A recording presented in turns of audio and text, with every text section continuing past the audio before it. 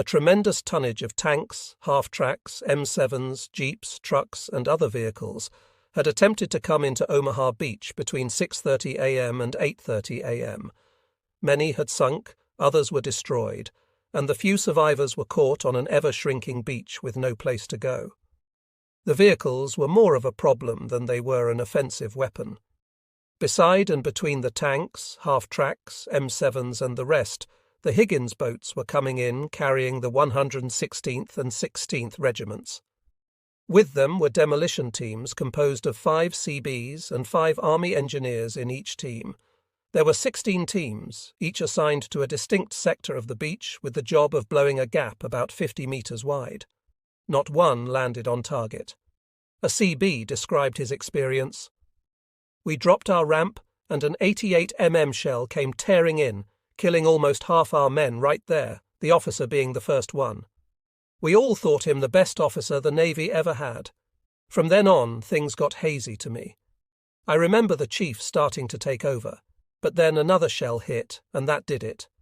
I thought my body was torn apart, bleeding heavily from shrapnel in my left leg and arm. I looked around and saw no one alive.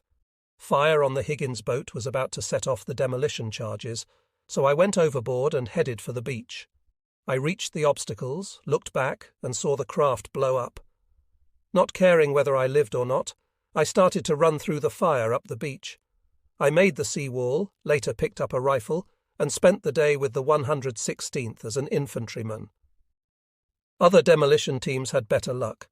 They got off their craft more or less intact and went to work, ignoring the fire around them. They were better off than the infantrymen who landed at the wrong place and whose officers were wounded or killed before they made the seawall. These soldiers did not know what to do next. Not even heavy gunfire put such a strain on a soldier's morale as not knowing what to do and having no one around to tell him. The demolition teams, however, could see immediately what to do, even if they were at the wrong place. There were obstacles in front of them, and they started blowing them. Commander Joseph Gibbons was the CO of the demolition teams at Omaha. He strode up and down the beach, giving help where it was required and supervising the operation. The first 2 of his men he met told him the whole of the rest of their team had been killed and that they had no explosives with them. Gibbons told them to get behind the seawall until he found a job for them. Then he found a team that had landed successfully and was already fastening its charges to the obstacles. The men moved methodically from one obstacle to another, fixing the charges to them. Private Devon Larson of the engineers made it ashore. He was alone, but had his explosives with him, so he went to work anyway. Lying on the beach, he saw only 2 steel obstacles in front of him, both with telltale mines on top. He wrapped a composition C4 around the base, piled about a foot of sand on his side so that the explosion would be away from him, pulled a fuse lighter from his helmet, yelled, "Fire in the hole!" and pulled the fuse. He heard several more shouts of "Fire in the hole!" to his left, rolled to the right, and the explosion rolled him a little farther. But his 2 steel posts were gone. No more obstacles were in front of him or on either side, so he headed for the sea wall.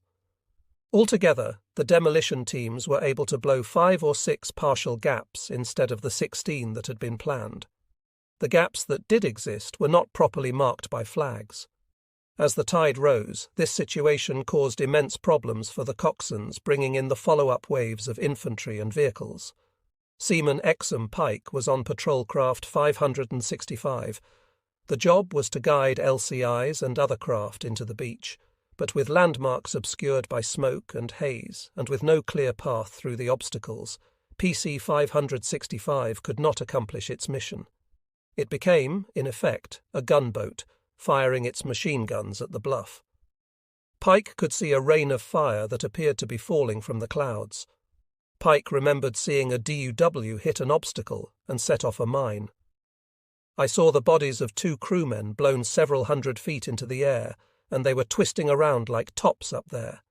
It was like watching a slow-motion Ferris wheel. Then PC 565 took a hit. 6 men were wounded, and blood was gushing down the gunnels of that boat like a river. Recalling the scene 45 years later, Pike commented, I have often told my 2 sons I have no fear of hell because I have already been there. Don Irwin was the skipper of LCT 614. His crew consisted of another ensign, the executive officer, and 12 Navy enlisted men. His cargo consisted of 65 GIs, 2 bulldozers, and 4 jeeps with ammunition-carrying trailers. He was scheduled to go in at 7:30 a.m. As they headed toward the beach, Irwin recalled, "The most ear-splitting, deafening, horrendous sound I have ever heard or ever will took place. The Texas was firing over the top of LCT 614. Irwin looked back, and it seemed as if the Texas's giant 14-inch guns were pointed right at us. Of course they were not. They were aiming at the bluff. You'll never know how tremendously huge a battleship is until you look up at one from fairly close by, from an LCT. Irwin was headed toward Easy Red. So far, no Americans had landed on that section of the beach. To Irwin, it seemed tranquil. He allowed himself to think that the briefing officer had been right when he said, "There won't be anything left to bother you guys when you hit the beach. We're throwing everything at the Germans but the kitchen sink, and we'll throw that in too." But as Irwin ran LCT 614 onto a sandbar and dropped the ramp, all hell broke loose. They came under intense fire, mainly rifle and machine gun. When the first 2 men from the craft went down in water over their heads, Irwin realized the water was still too deep, so he used his rear anchor and winch to retract. He spent the next hour trying to find a gap in the obstacles where he could put his cargo ashore. Finally, he dropped the ramp again. The bulldozers made it to the shore, only to be blasted by German gunners with phosphorus shells, which started them burning. The GIs were trying to get off, but when the first 2 got shot as they jumped off the ramp, the others refused to leave.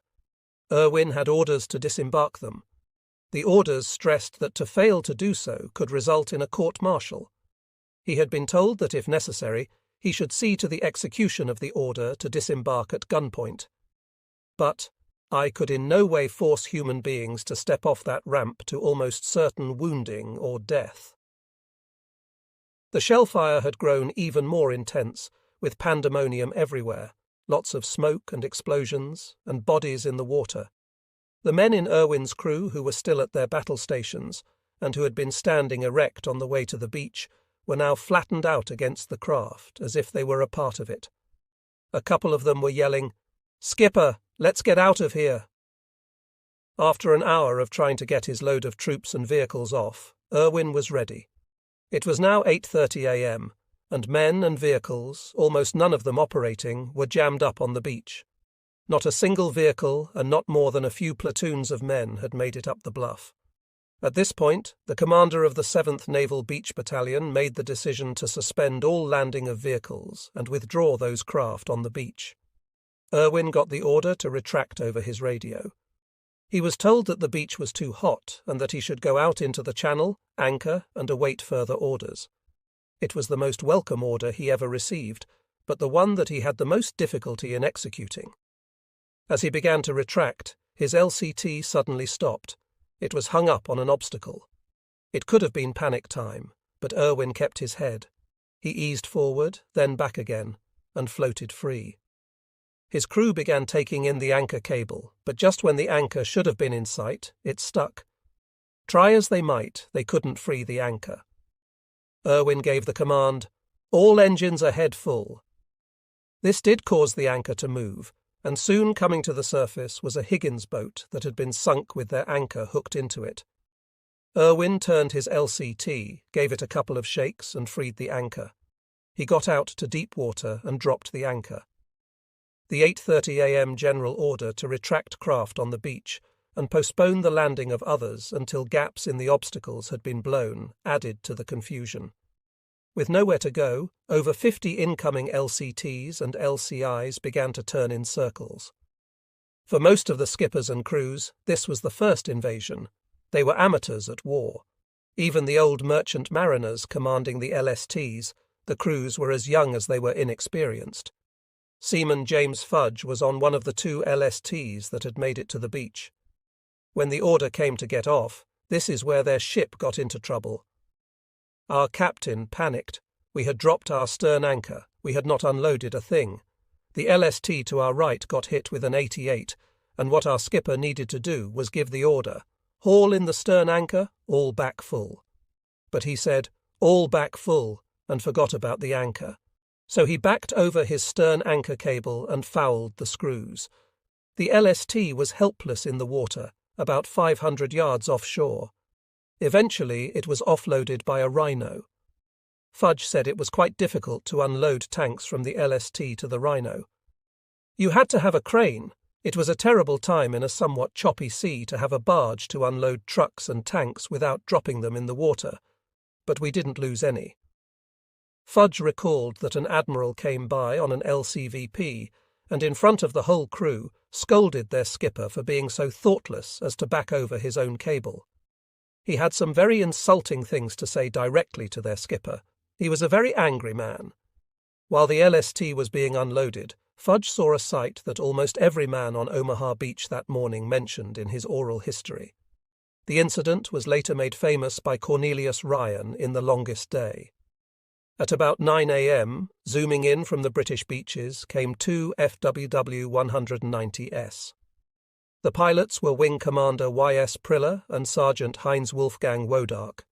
Fudge recorded that when they saw the invasion fleet, Priller's words were, "What a show, what a show." They flew at 150 feet, dodging between the barrage balloons. Fudge commented, "I can remember standing sort of in awe of them, and everyone was trying to fire at them. People were shouting, 'Look, look!' A couple of Jerrys every 40 mm and 20 mm in the fleet blasted away. So far as I could make out, many of the gunners were hitting the ship next to them. So low were Priller and Wodark flying, no one hit the planes. As Priller and Wodark streaked off into the clouds, one seaman commented, 'Jerry or not, the best of luck to you. You've got guts.' There was one battalion of black soldiers in the initial assault on Omaha, the 320th Barrage Balloon Battalion, coloured. It was a unique outfit attached to the First Army. The troopers brought in barrage balloons on LSTs and LCIs in the third wave and set them up on the beach to prevent Luftwaffe strafing. About 1,200 black soldiers landed on Utah on D-Day, all of them truck drivers or port personnel from segregated quartermaster units. Companies of black Coast Guard personnel drove Higgins boats, and black sailors manned their battle stations on the warships. Overall, it was remarkable that so few black servicemen were allowed to participate in the initial attack against the Nazi regime. This was a terrible waste considering the contributions of black combat troops in Korea and Vietnam. The Navy's job was to get the men to shore. Tankers and artillerymen were responsible for providing suppressing fire. Infantrymen had to advance and secure the beach. Demolition teams were tasked with blowing gaps in obstacles, and engineers had to clear remaining obstacles, provide traffic control on the beach, blast the exits open, and mark paths through minefields. In the first couple of hours at Omaha Beach, the scene was full of frustration. Sergeant Robert Scher, with the 3,466th Ordnance Maintenance Company, had the task of dewatering and waterproofing vehicles. His tools included a crescent wrench, screwdriver, and pliers. His job was to tighten fan belts, open battery vents, and remove packing from various parts of the engine. When he arrived at the beach, he felt a ding on his helmet. Realizing it was a bullet, he was no longer scared and decided to join the next wave of infantry heading for the seawall. He dug in when he arrived, staying there through the morning as they could not locate any vehicles needing waterproofing. Corporal Robert Miller, a combat engineer with the 6th ESB, landed in an LCT around 7 a.m. on Easy Red. He saw another LCT receive a blow from a German 88 after the smoke cleared. Both the skipper and tower had disappeared. Miller worried about the trucks packed full of dynamite on his LCT, but the real danger was an underwater mine. The craft was rocked by a blast, the ramp was jammed, a half-track was badly damaged, and many men were wounded. The skipper decided to pull back to offload the half-track, transfer the wounded, and repair the ramp. A Navy officer in a control craft pulled alongside, demanding they get to the beach. The skipper managed to drop the ramp in 8 feet of water about 100 meters offshore. Miller's platoon commander objected, but the skipper refused to budge. A jeep managed to drive to shore, and the trucks also made it, but were soon shot up. Miller swam to the beach, despite the soaked clothes and gear making it nearly impossible. Exhausted, he reached the shore, only to be enveloped by a big white flash. When he regained consciousness, he was on an LST and later made it to a hospital in England. 4 months later, in a stateside hospital, a nurse washing his hair discovered sand from Omaha Beach in the rinse water. Sergeant Deb Peters of the Engineers was on an LCI when it was hit by a shell and then another. Those on deck were caught on fire with flaming fuel oil, forcing them overboard. Peters inflated his Mae West life jacket, swam to an obstacle for cover, and then tried to reach the sea wall. He crouched behind a burning Sherman tank, but it was a mistake as the tanks were targets for German artillery. Peters eventually reached the sea wall and found Captain John Mallister and Major Robert Stewart. They decided to move out if they wanted to survive. Peters, with no equipment for searching mines other than his trench knife, started marking the route with white tape. He was later hit by machine gun fire, but managed to disable a pillbox with a grenade. Private John Smoginski of the 5th ESB landed on an LCI at 7:30 a.m. His job was to bring in heavy equipment and cut roads through the beach. He saw some men freeze and just lie there, while others calmly cleaned their weapons. Smoginski threw himself down beside his CO, Captain Lou Donovich, who was trying to get things moving. When Smoginski reported that no bulldozers had arrived, Donovich went to check on a half-track that was partway up the exit road. The half-track was shot up and under heavy fire. When Smoginski returned, Donovich was gone. He had climbed into a knocked-out tank, but was hit and killed. Smoginski found some cover, but was exposed to mortar rounds, feeling like he was in a game of Russian roulette. Private Alan McMath, a combat engineer, came in on the third wave. He found swimming difficult, but managed to reach a pole sticking up in the water. He saw a mine on top of the pole and was scared, so he swam to shore. After surviving that ordeal, he picked up a rifle, cleaned it, and changed into dry socks he found from a dead soldier. He eventually found a foxhole where he reconnected with a friend from civilian life. Private Al Litka, also a combat engineer, landed with the first wave on an LCM. His initial task was to carry demolition charges and clear minefields. He fell into a runnel but managed to continue.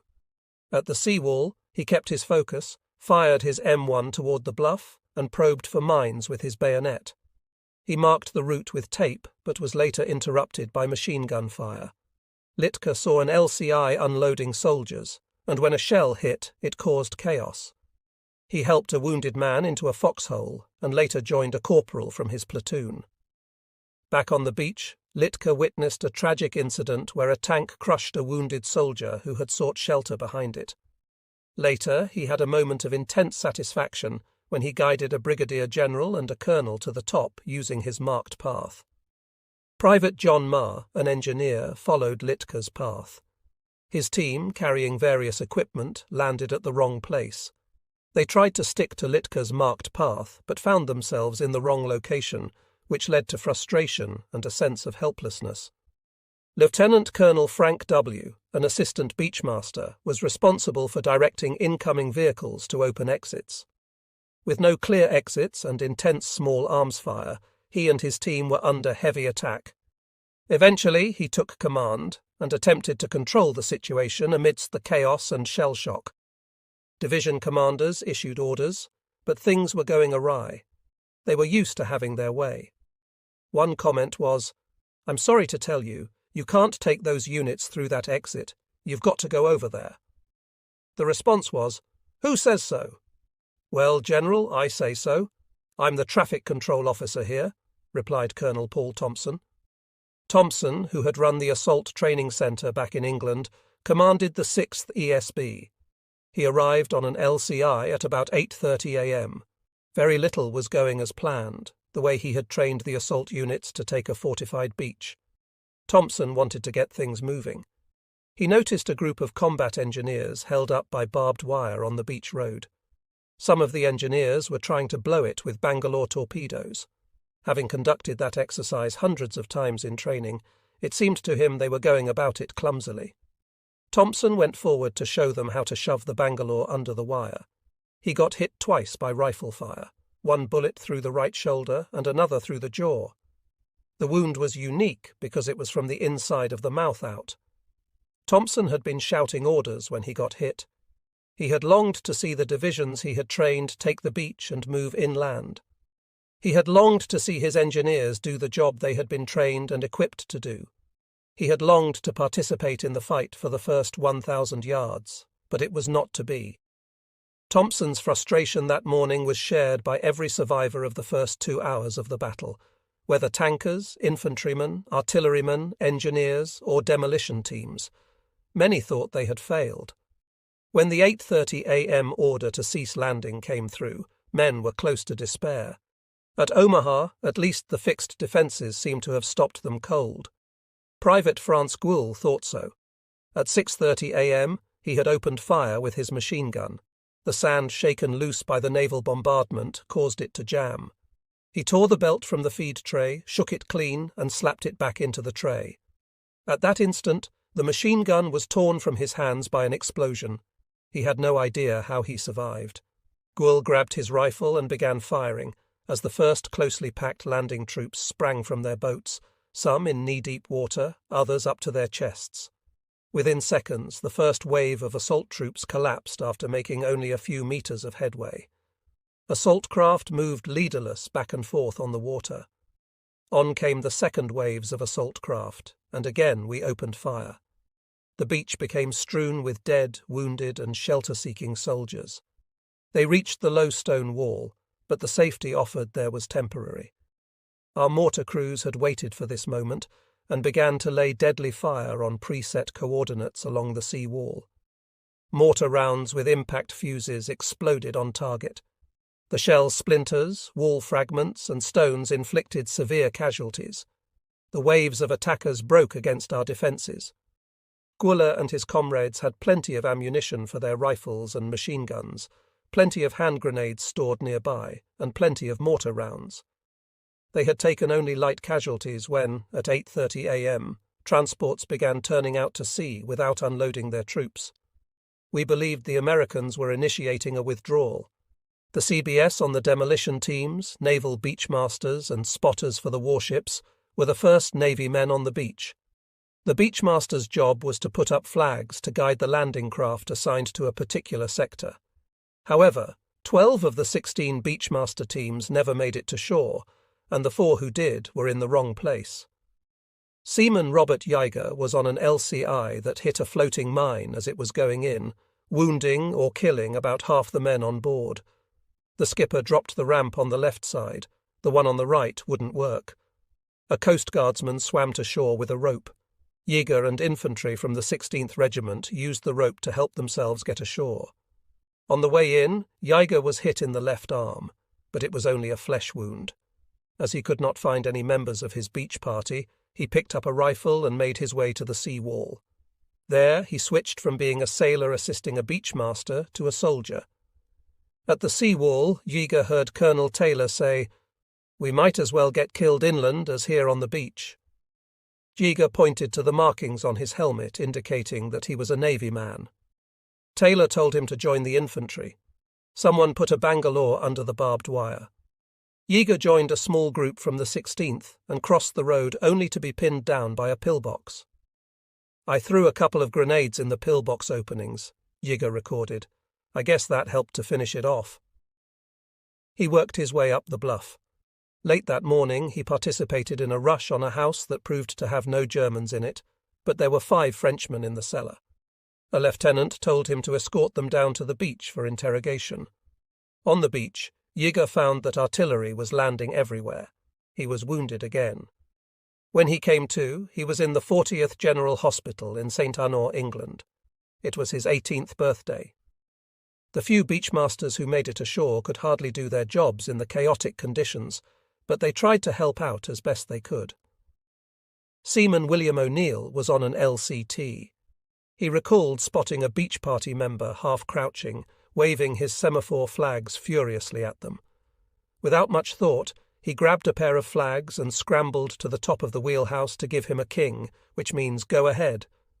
His message was, "Stay low, keep your head down." O'Neill had some evil thoughts about getting that gratuitous advice. Looking around, he could see that the chances of reaching the beach at that place were very poor, but the chances of being slaughtered by machine gun and mortar fire were very high. He decided to pass his insights on to his skipper. The skipper, Ensign Phillips, was a 90-day wonder, but O'Neill thought he was just great, unassuming, never unjustly critical, a courageous and resourceful leader. It was a privilege to have served with him. O'Neill did not think so much of Phillips's executive officer, another ensign who was a kind man, but in battle became literally paralyzed, unable to give orders or even to move. The third officer, Ensign Fox, was an absolute joy, bright, brave, and cool. They would do anything for him. His father was a Methodist bishop and his mother president of the Women's Christian Temperance Union in Maryland. He would dutifully pass around the temperance literature his mother would send, then lead the march to the nearest pub. He would point to himself as living proof that the minister's kids were the worst in town. Up on the wheelhouse, O'Neill was really excited. He said to the skipper, "What the hell are you doing here? You'll get us all killed. There's more of a chance to get into our right area."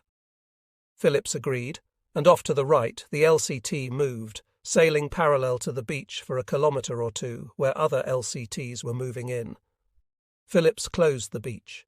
He could see tanks sinking in a runnel, so he asked for a volunteer who would test the water depth by wading ashore before the bulldozer in the front of his LCT unloaded. "That was a nutty idea," O'Neill commented, but someone did volunteer to be a human depth finder. Phillips ran onto the sandbar. At that moment, an LCT to the right carrying 7 half-tracks dropped her ramp, and the lead vehicle was hit just as it left the ramp. O'Neill saw an immediate explosion, and the entire LCT erupted in flames. Then the ammunition began to explode, making it quite a mess. Ensign Phillips gave the order to drop the ramp.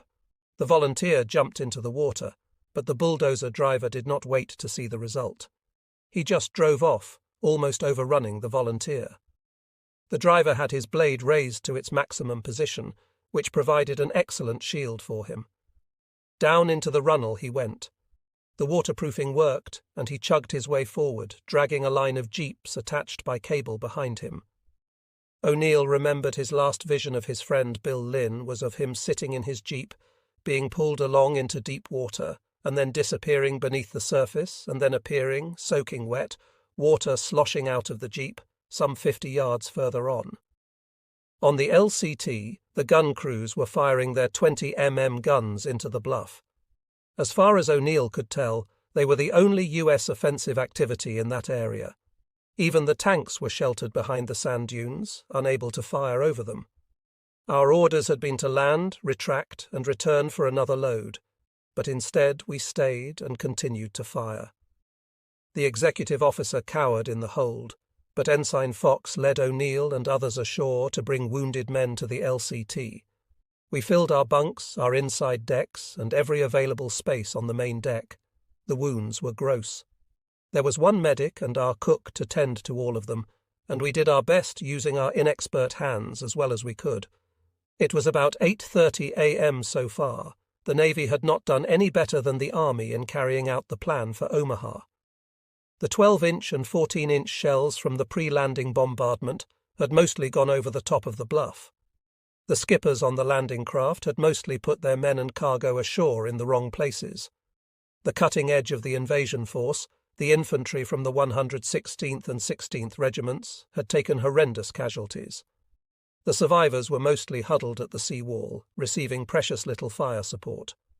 The Allies controlled the air over Normandy, which, with the rarest of exceptions on D-Day, kept the Luftwaffe from strafing the lucrative targets on the beach, or bombing the beach or ships offshore.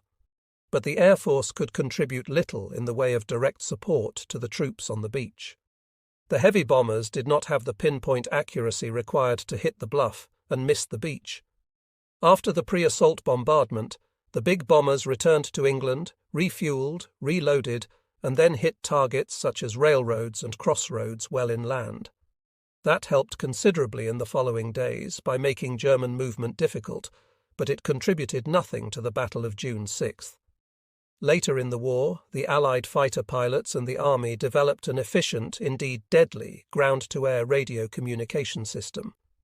But even had the system been in place on D-Day, it wouldn't have helped much, as 80% of the radios with the infantry at Omaha were lost in the surf or destroyed on the beach.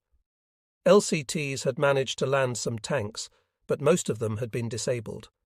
The Navy had been unable to get many field artillery pieces ashore. About all the help the infantry was receiving was coming from those little 20 guns on the LCTs. That wasn't much.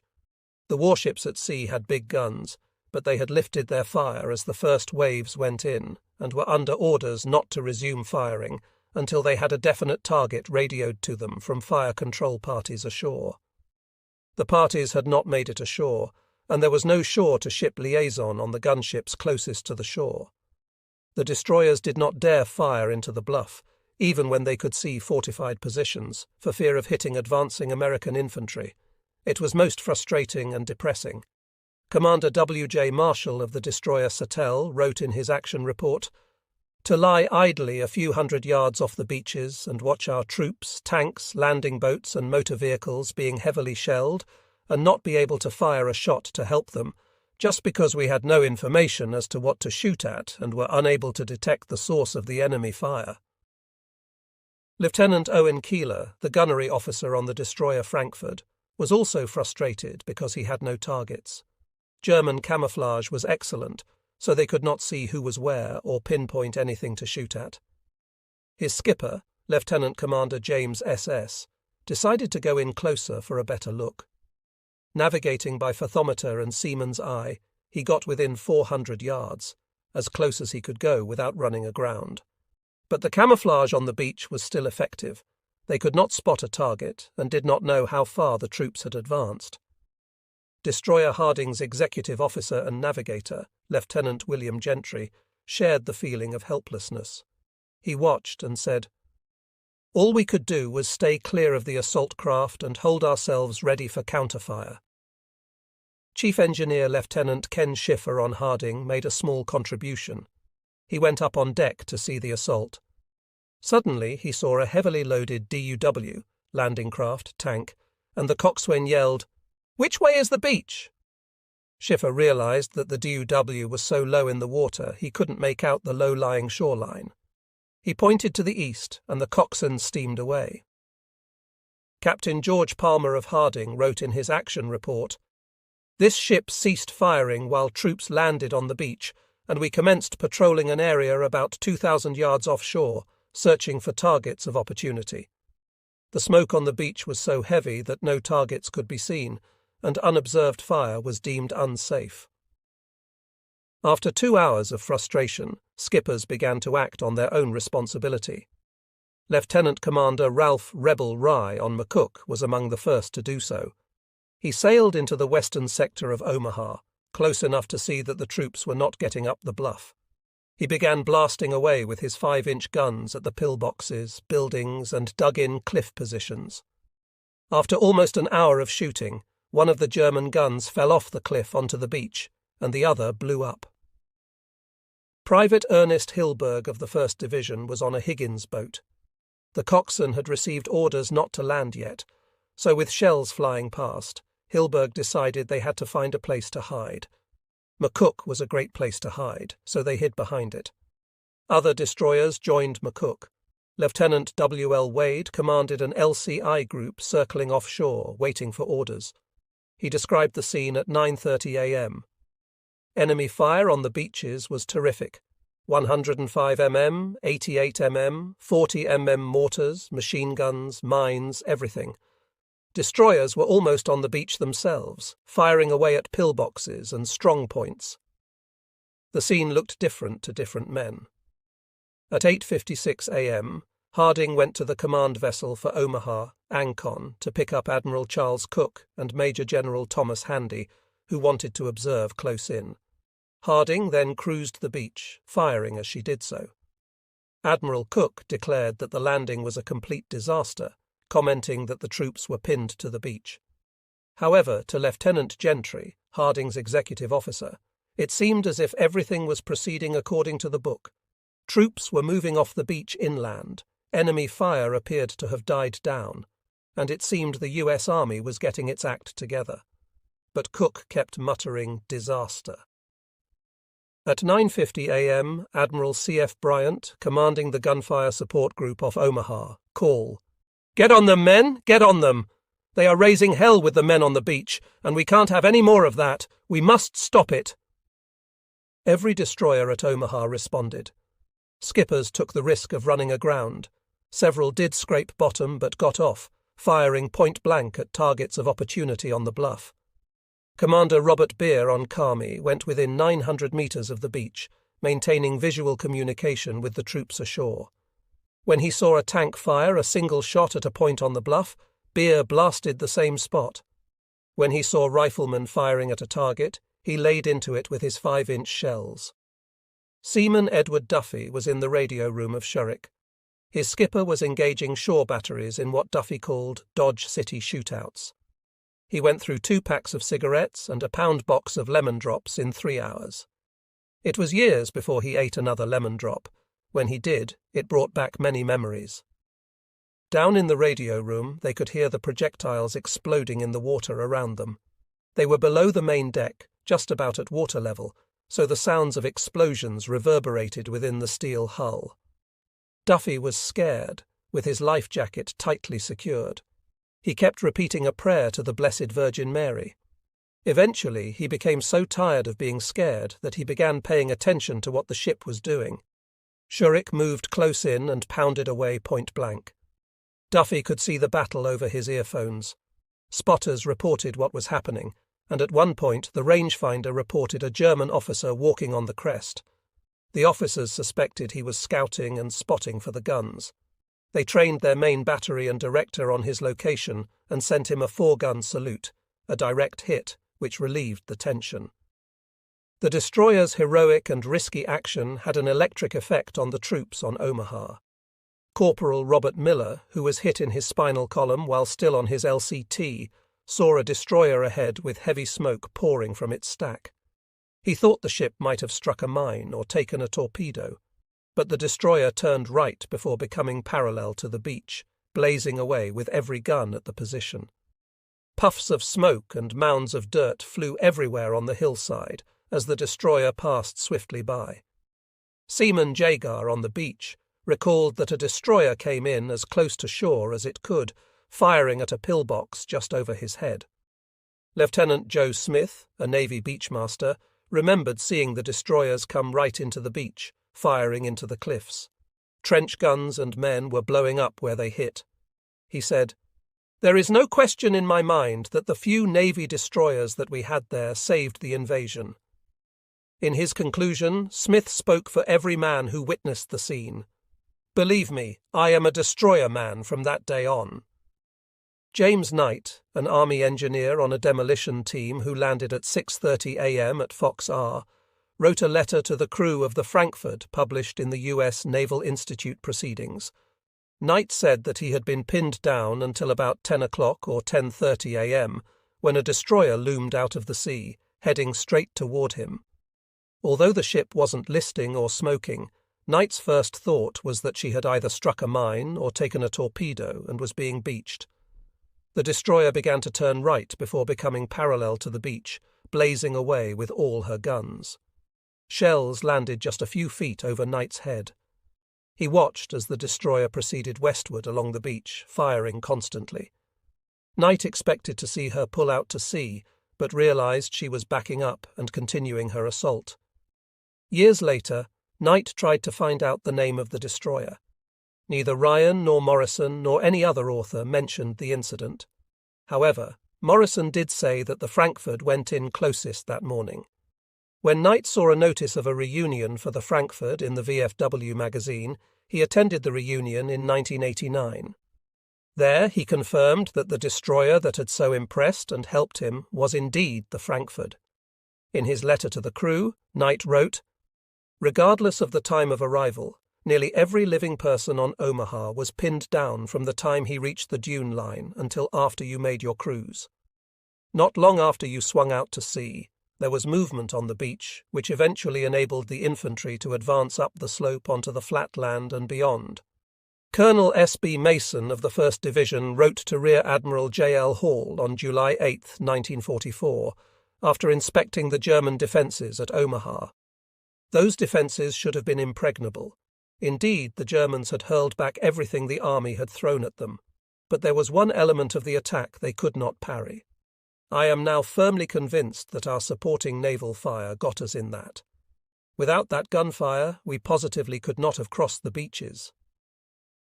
When Major General Leonard Jerrow went ashore at 7 p.m. on D-Day to establish his corps headquarters on the beach, his first message back to General Bradley was, "Thank God for the United States Navy." The Navy was part of a team indispensable to the invasion, especially the destroyers. However, much hard fighting remained before the bluff and high ground could be secured. Even after the Frankfurt and the others had expended virtually all their ammunition and withdrawn, what the Navy had done was to give the men on Omaha a fighting chance. It was up to the infantry to exploit it. The first task was to open the exits and relieve the traffic jam on the beach. To do that, the infantry had to get to the top and come down on the German defenders from the rear. The outstanding job the Navy did of destroying German pillboxes on the bluff was matched by the outstanding job the Navy did of caring for the wounded. Medical care began on the beach, with men dragging the wounded out of the water to keep them from drowning in the rising tide. Chief Iman Garwood Bacon of the 7th Naval Beach Battalion was on an LCI that hit a mine at 8:10 a.m. on Dog Green. Many were wounded, the craft was burning. With the other members of his team, Bacon got a rubber raft into the water. He got aboard while they pitched onto it a radio set and medical packs, plus their weapons and ammunition. As machine gun and rifle fire whined past their ears, they pushed the raft through the obstacles to shallow water, then unloaded the contents on the sand. "Hey, Bacon," Seaman Jonakin called out. "Do you think that we can make it out to the ship again? Some of those wounded guys will never make it ashore." "I'll give it a try if you will," Bacon replied. They tossed their packs, Tommy guns and helmets onto the beach, grabbed the raft and began crawling backward out into deeper water again, dodging obstacles and trying to avoid bullets as they picked up wounded men from the water. In a matter of a few minutes, some 15 wounded or non-swimmers were crammed into it or hanging on the outside of the raft. With the help of free hands and feet flailing in the water, they all managed to reach shore once more, where several able-bodied men helped to take the wounded to the protection of the sea-wall and administer first aid wherever possible. An Army Signal Corps photographer took a snapshot of the scene. It became one of the best-known photos of Omaha Beach. Bacon grabbed a carbine, someone had already picked up his Tommy gun, and made his way to the shingle seawall. He saw a group of 50 or so men, all prostrate on the sand or rocks, thinking they were lying there held down by gunfire. He threw himself down between two soldiers and buried his face in the sand. Suddenly, he realized there was no rat-a-tat-tat of a machine gun whining overhead. So he lifted his head cautiously and looked around. The sickening sight that met his eyes froze him on the spot. One of the men he had dropped between was headless. The other was blown half apart. Every last one of them was dead. He could render no first aid to dead men, so he set off in search of his party. German snipers would shoot at the army medics, universally praised by the veterans of D-Day as the bravest of the brave, as they tried to tend to wounded men on the beach who could not be moved. Wounded men who could be dragged to the seawall were treated by the medics as best they could, which wasn't much more than applying tourniquets, giving wounds a quick cleaning, applying sulfur and/or the new wonder drug penicillin. The US pharmaceutical industry had produced a record-breaking 100 million units of penicillin the previous month. A shot of morphine and waiting for an opportunity to take the man by litter down to a landing craft going back to the mothership for another load were also part of the process. Sean O'Neill and a beach engineer carried a stretcher to O'Neill's LCT. When they set the litter down, O'Neill saw that one side of the wounded man's face was gone. His eyeball, teeth and jawbone were plainly visible. It looked like one of those medical drawings or models. "How are you doing?" he asked. The man said he felt okay. O'Neill continued to bear the stretcher until his LCT was jammed with wounded. An army medic and the cook on the LCT took over. The medic had some blood plasma, but his supply was soon exhausted. As the LCT moved out toward the transport area where the wounded could be transferred to a hospital ship, O'Neill heard the medic say, "This man's going to need some plasma, or else he isn't going to make it. There isn't any more," the cook said, tears in his eyes. They were still an hour and a half away from the hospital ship. When they finally got there, the ship was ready for them with booms rigged to load litters. The LCT tied up alongside. Hospital corpsmen came off the ship and aboard the LCT with medical supplies of all types. One by one, the wounded were lifted by litter to the ship. Time was the great danger to the wounded. Pain could be endured or handled. A combination of shock and morphine helped. When a medic or a GI administered a shot of morphine, he would tag the man so that another soldier coming along later would not give a second shot. But loss of blood could not be stopped. If the flow could be stopped, and the man put into a doctor's hands on a hospital ship, the chances of survival were good. The crews on the landing craft did their best to get the wounded to treatment. Sergeant Stanley Borowski of the 5th ESB was running a DUKW back and forth from a Liberty ship to the beach, carrying cargo. On the return trips, he brought wounded to the hospital ship, which was anchored about 2 miles out. "I do not wish to comment about the wounded soldiers," Borowski said in his oral history, his voice choking with the thought of what he had seen. "I was glad to get them to the hospital. My prayers are always with them." The LCI on which correspondent A.J. Liebling of the New Yorker was riding picked up some wounded men from Omaha Beach to take out to a hospital ship. 3 of them had to be sent up in wire baskets vertically, like Indian papooses. A couple of Negroes on the upper deck dropped a line which the men made fast to the top of one basket after another. Then the man would be jerked up in the air by the Negroes as if he were going to heaven. A Coast Guardsman reached up for the bottom of one basket so that he could steady it on its way up. At least a quart of blood ran down on him, covering his tin hat, his upturned face, and his blue overalls. A couple of minutes after the last litter had been hoisted aboard, an officer leaned over the rail and shouted down, "Medical officer in charge says 2 of these men are dead. He says you should take them back to the beach and bury them." A sailor on deck said, "The son of A ought to see that beach." The skipper of the LCI refused the absurd order. Sean Ferris Burke was a 16-year-old on LST 285, which served as a hospital ship. "The doctors were outstanding," he recalled. "Just unbelievable. They worked for hours amputating arms and legs, removing shrapnel, patching bullet wounds, and trying to calm down some men who were completely out of their minds." Burke had an awful experience for a 16-year-old, or anyone else for that matter. He remembered Dr. Slattery asking him to go down to the shipfitter shop and get 6 pieces of angle iron, 2 feet long. Burke did. When he returned with the metal, Dr. Slattery told him to tape the arms and legs he had amputated to the metal and throw them overboard.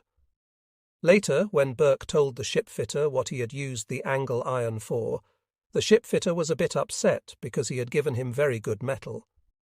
"If he had known what the doctor wanted the metal for, he would have given me some scrap from around the shop instead of the good stuff."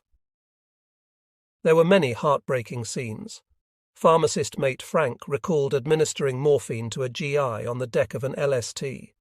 He was lying on a stretcher when he suddenly raised his body and let out an awful yell. He had realized that his right leg was missing. I pushed him back down, and I remember him saying, "What am I going to do? My leg? I'm a farmer. War creates many strange juxtapositions, perhaps none stranger than this. Men who are doing their utmost to kill other men can transform in a split second into lifesavers. Soldiers who encounter a wounded man, often an enemy, become tender, caring angels of mercy. The urge to kill and the urge to save sometimes run together simultaneously. Captain Palmer on Harding was prowling just off the beach, blazing away with every gun on his ship. Palmer was described by Lieutenant Gentry as a man full of autistic energy and nervous tension. The medical officer on Harding was Dr. Mackenzie. At 10:24 a.m., Mackenzie had persuaded Palmer to cease firing long enough to launch the ship's boat so that he could go ashore to render medical aid to wounded men on a Higgins boat that had been hit. Upon completion of that duty, although under intense rifle and machine gun fire, Mackenzie had the ship's boat take him to a DUKW holding some wounded so that he could tend to them. Then he returned to Harding. On board, Mackenzie faced an emergency. Ensign Robert Wrights had acute appendicitis. Only an immediate operation could save his life. Mackenzie asked Palmer to cease fire so that he could operate. Palmer reluctantly agreed. After a half-hour or so, Palmer sent Lieutenant Gentry down to the wardroom, which had been converted to an operating room, to see what was holding things up. Mackenzie told Gentry he had given Wrights enough anesthesia for 2 people, but still couldn't get him quieted down enough to operate. Ensign William Carter was there, along with 3 others, trying to hold Wrights down.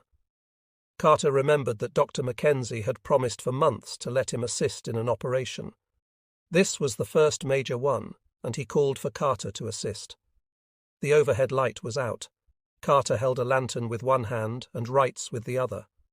It took another 45 minutes for the anesthesia to do its work, with the captain calling down every 5 minutes for a progress report. As Gentry put it, finally, after an hour and a half, the operation was successfully completed. Captain Palmer let out a "thank God" and ordered all guns to commence firing. The medics were not the only men on the beach whose job was not to destroy but to preserve. The Army Signal Corps and the Coast Guard sent photographers ashore to record the battle. These were the men on the beach who carried only cameras and black and white film. They went in with the first waves. Perhaps the bravest and certainly the best known that day was Robert Capa of Life magazine, who went into Omaha with Company E in the second wave. His craft missed at Easy Red. Capa was last off. He paused on the ramp to take a photograph. The coxswain mistook his picture-taking attitude for explicable hesitation and helped him make up his mind with a well-aimed kick in the rear. Capa got behind an obstacle and shot a roll of film. He dashed forward to gain the protection of a burned-out tank in waist-deep water. He wanted to get to the sea wall, but could not find any hole between the shells and bullets that blocked the last 25 yards. He stayed behind the tank, repeating a sentence he had learned in the Spanish Civil War, where he had taken one of the best-known photographs of combat in the 20th century of a soldier just as he got hit in the chest. "Esosa muosa muya." This is a very serious business. Capa finally made it to the seawall, where he threw himself to the ground. I found myself nose to nose with a lieutenant from our last night's poker game. He asked me if I knew what he saw. I told him no, and that I didn't think he could see much beyond my head. I'll tell you what I see. I see my mum on the front porch waving my insurance policy. More landing craft were arriving all around. Capa kept shooting, inserting new rolls of film and shooting some more. He ran low on film. Turning to the beach, he saw an LCI. I did not think, and I didn't decide it. I just stood up and ran toward the boat, holding his cameras high above his head. He waded out to the LCI. I knew that I was running away. I tried to turn but couldn't face the beach and told myself I'm just going to dry my hands on that boat. Coast Guardsman Charles Giroux was on the LCI picking up wounded men to take back to a hospital ship. He spotted Capa, who was there in the water holding his cameras up to try to keep them dry and trying to catch his breath. Capa called out for help. I told him to come aboard, and he was really grateful to get out. He came aboard and took pictures on our ship, which appeared in Life magazine. Capa got back to Portsmouth later that day, then went by train to the developing studios in London. He turned in his film for development, but the darkroom assistant, eager to see the photos, turned on too much heat while drying the negatives, causing the emulsions to melt and run. Out of the 106 pictures Capa had taken, only 8 were salvaged, and they were blurry.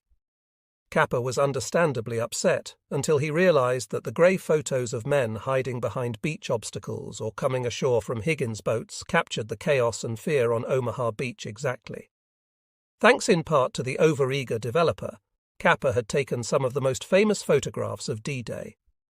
Hollywood director and producer John Ford was head of a photographic unit for the Office of Strategic Services on D-Day. He had a team of Coast Guard cameramen working for him. They crossed the channel on the destroyer USS Plunkett, carrying $1 million worth of camera gear. 20 years later, Ford talked about his experiences to writer Pete Martin for American Legion magazine. Ford had brought with him to Omaha Beach his wonderful director's eye. His oral history needs to be quoted at some length. "When we started," Ford told Martin, "we were the last ship out in our huge convoy. Suddenly our flotilla was switched about, which put Plunkett in the lead. I am told I expressed some surprise at leading the invasion with my cameras.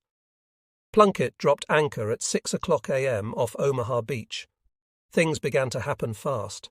Ford saw the first wave go in. They didn't have a chance. Neither did the LCMs bringing in bulldozers and more tanks. They really caught hell. Later I heard that only 3 bulldozers out of 30 or 40 made it.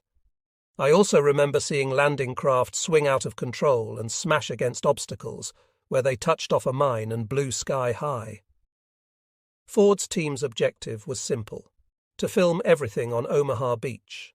Simple, but not easy. Ford offloaded onto a Daewoo, a type of landing craft. He remembered watching one colored man in a DW loaded with supplies. He dropped them on the beach, unloaded, went back for more. Shells landed around him. The Germans were really after him, but he avoided every obstacle and just kept going back and forth, completely calm. Ford thought, "By God, if anybody deserves a medal, that man does." He wanted to photograph him, but was in a relatively safe place at the time, so he figured, the hell with it. I was willing to admit he was braver than I was. The infantry also made a vivid impression on Ford. The discipline and training of those boys who came ashore in the later waves of landing craft, throwing up and groaning with nausea all the way to the beach, was amazing. They made no mad rush. They quietly took their places and kept moving steadily forward. When Ford hit the beach, he ran forward and began directing his photographers to selected spots, mainly behind beach obstacles. They began setting up and shooting. He wouldn't let them stand up. He made them lie behind cover to do their photographing. Nevertheless, he lost some men. To my mind, those seasick kids were heroes. I take my hat off to my Coast Guard kids. They were impressive. They went in first, not to fight, but to photograph. Ford's memories of D-Day came in disconnected takes, like unassembled shots to be spliced together afterward in a film. He was reminded of that line in The Red Badge of Courage about how the soldiers were always busy, always deeply absorbed in their individual combats. Ford and his staff had the job of seeing the whole invasion for the world, but all any one of them saw was his own little area in action. I didn't tell my boys where to aim their cameras. They took whatever they could. There was no panic or running around. The film went back to London, where it was processed. Most of it was in Kodachrome, which was transferred to black and white for release in the newsreels in movie theatres. Ford's cutting unit worked 24-hour shifts, picking out the best parts of the film that had been shot. "I'm sure it was the biggest cutting job of all time," Ford said. "They worked 4 hours on, 4 off, 4 on, 4 off. Very little was released to the public then, because the government was afraid to show so many American casualties on the screen." On the afternoon of June 5th, Lieutenant Colonel James Earl Rudder of the Ranger Force, 2nd and 5th Ranger Battalions, paid a visit to Companies A, B and C of the 2nd Battalion on their transport, the Prince Charles. He was going to lead Companies D, E and F on an assault at Point du Hoc, a sheer cliff some 40 metres high about 7 kilometres west of the right flank of Omaha Beach. Companies A, B and C were going in at the Charlie sector of Omaha, to the immediate right of Company A of the 116th Regiment. Rudder, a 1932 graduate of Texas A&M, where he received a commission in the reserves, had been a college football coach and teacher before going on active duty in 1941. He knew how to give inspirational talks before going into action. On this occasion, he told Companies A, B and C, "Boys, you are going on the beach as the first Rangers in this battalion to set foot on French soil. but don't worry about being alone. When D and F take care of Point du Hoc, we will come down and give you a hand with your objectives. Good luck, and may God be with you." In the event, almost none of this worked out. Not for A, B, and C, and not for D, E, and F. Most of the game plan had to be abandoned even before the action began. C Company was alone when it landed, and virtually alone through the day. D and F companies came in at the wrong time from the wrong direction at Point du Hoc. Most of the special equipment for scaling the cliff never made it to the shore. Much of what did fail to work. When the companies nevertheless made it to the top, they found that their objective, 5 155 mm cannons capable of dominating both Utah and Omaha beaches, were not in the casemates.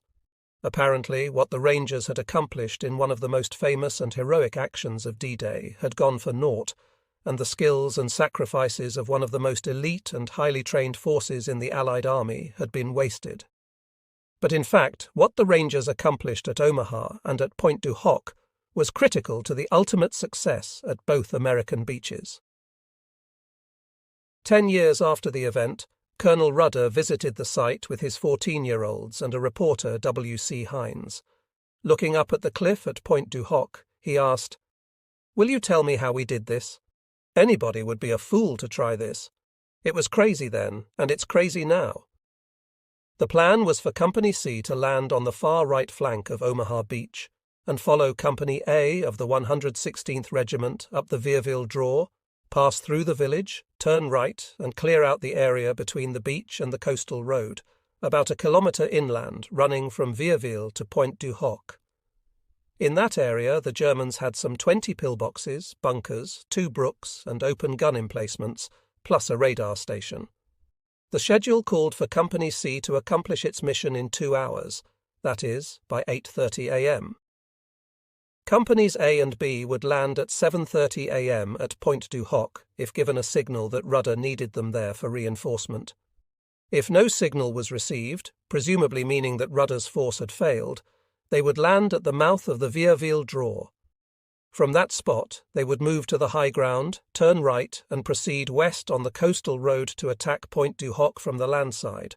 For Ranger Companies A, B, and C, in short, everything depended on Company A of the 116th Regiment securing the Vierville Draw and the village itself in the initial moments of the assault. But Company A of the 116th was wiped out at the beach. Company C of the Rangers came in a few minutes later at 6:45 a.m., in an isolated position at the far western edge of Omaha, just beyond the Vierville Draw. The closest American troops were more than 2 kilometers to the east at Dog Red. Going in on the heels of the naval bombardment, before the Germans opened fire, the Rangers were in a cocky mood. "It's going to be a cinch," one of them said. "I don't think they know we're coming," Sergeant Donald Scribner recalled, the men in his boat singing Happy Anniversary to Sergeant Walter Gelb, June 6, 1944, was Gelb's 3rd wedding anniversary. They cheered when the LCTs launched their rockets, only to groan when they saw the rockets fall short and harmlessly in the water. Their dismay increased as they realized, in the words of Lieutenant Gerald Heaney, "There was no one on the beach in front of us, and we were going to touch down in a sector that had not been invaded by other American soldiers." When Heaney's LCA hit a sandbar, the British coxswain called out a cheery, "This is as far as I go, Yanks," and lowered the ramp. German machine gun fire ripped across the boat. The first man out was immediately hit. Heaney saw he had no chance if he went down the ramp, so he jumped over the side. All around him, men were being killed and wounded. I ran as hard as I could toward shore, and I remember being so exhausted when I reached the shore that it was all I could do to make it to the cliff. The CO of C Company, Captain Ralph Genson, recalled, "Going across the beach was just like a dream, with all the movement of the body and mind just automatic motion." He made it to the shelter at the base of the cliff. To Sergeant Marvin Lutz, crossing the beach was like a horrible nightmare. Nevertheless, like his CO, he moved automatically.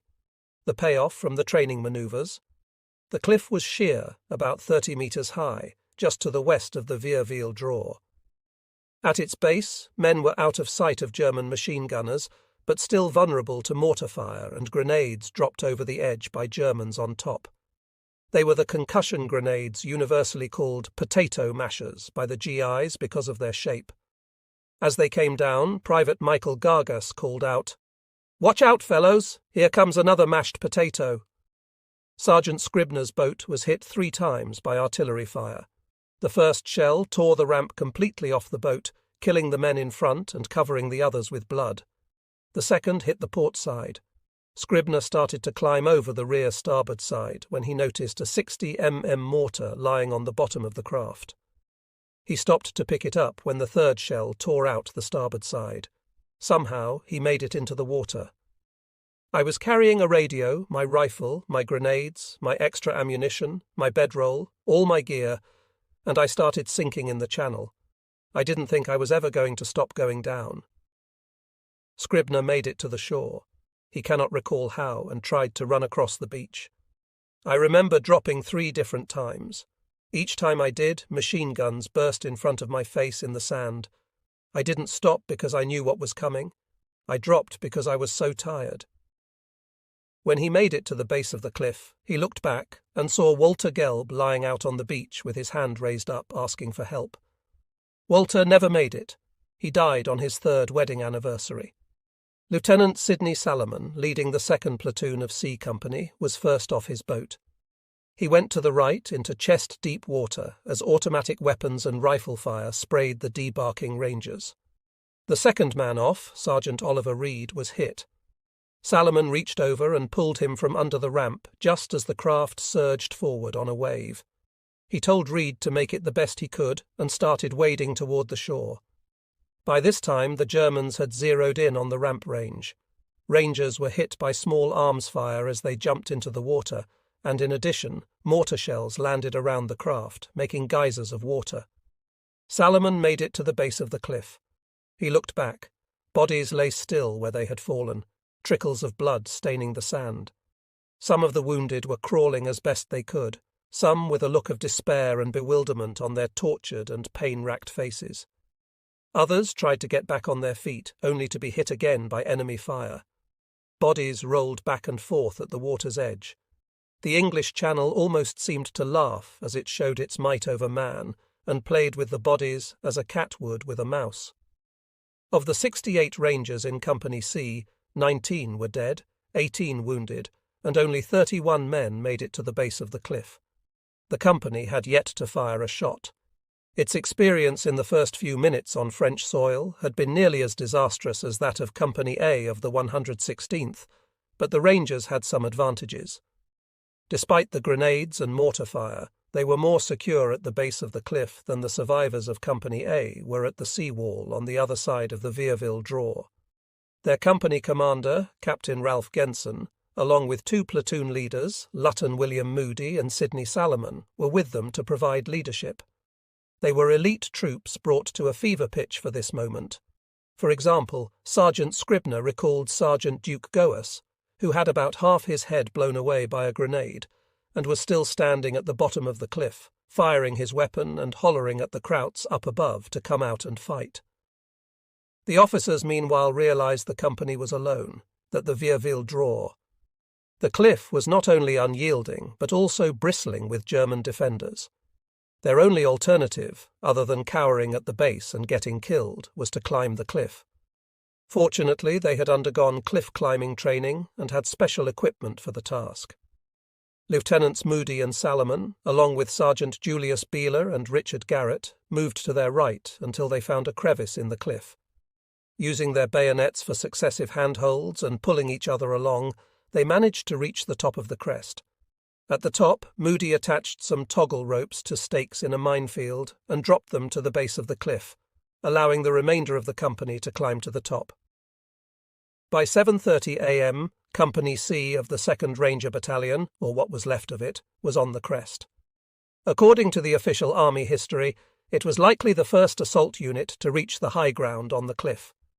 The Rangers saw what they referred to as the After, a fortified house. Although it was not fortified, it might as well have been, as it was a typical Norman stone farmhouse. It overlooked the draw and was surrounded by a maze of communication trenches.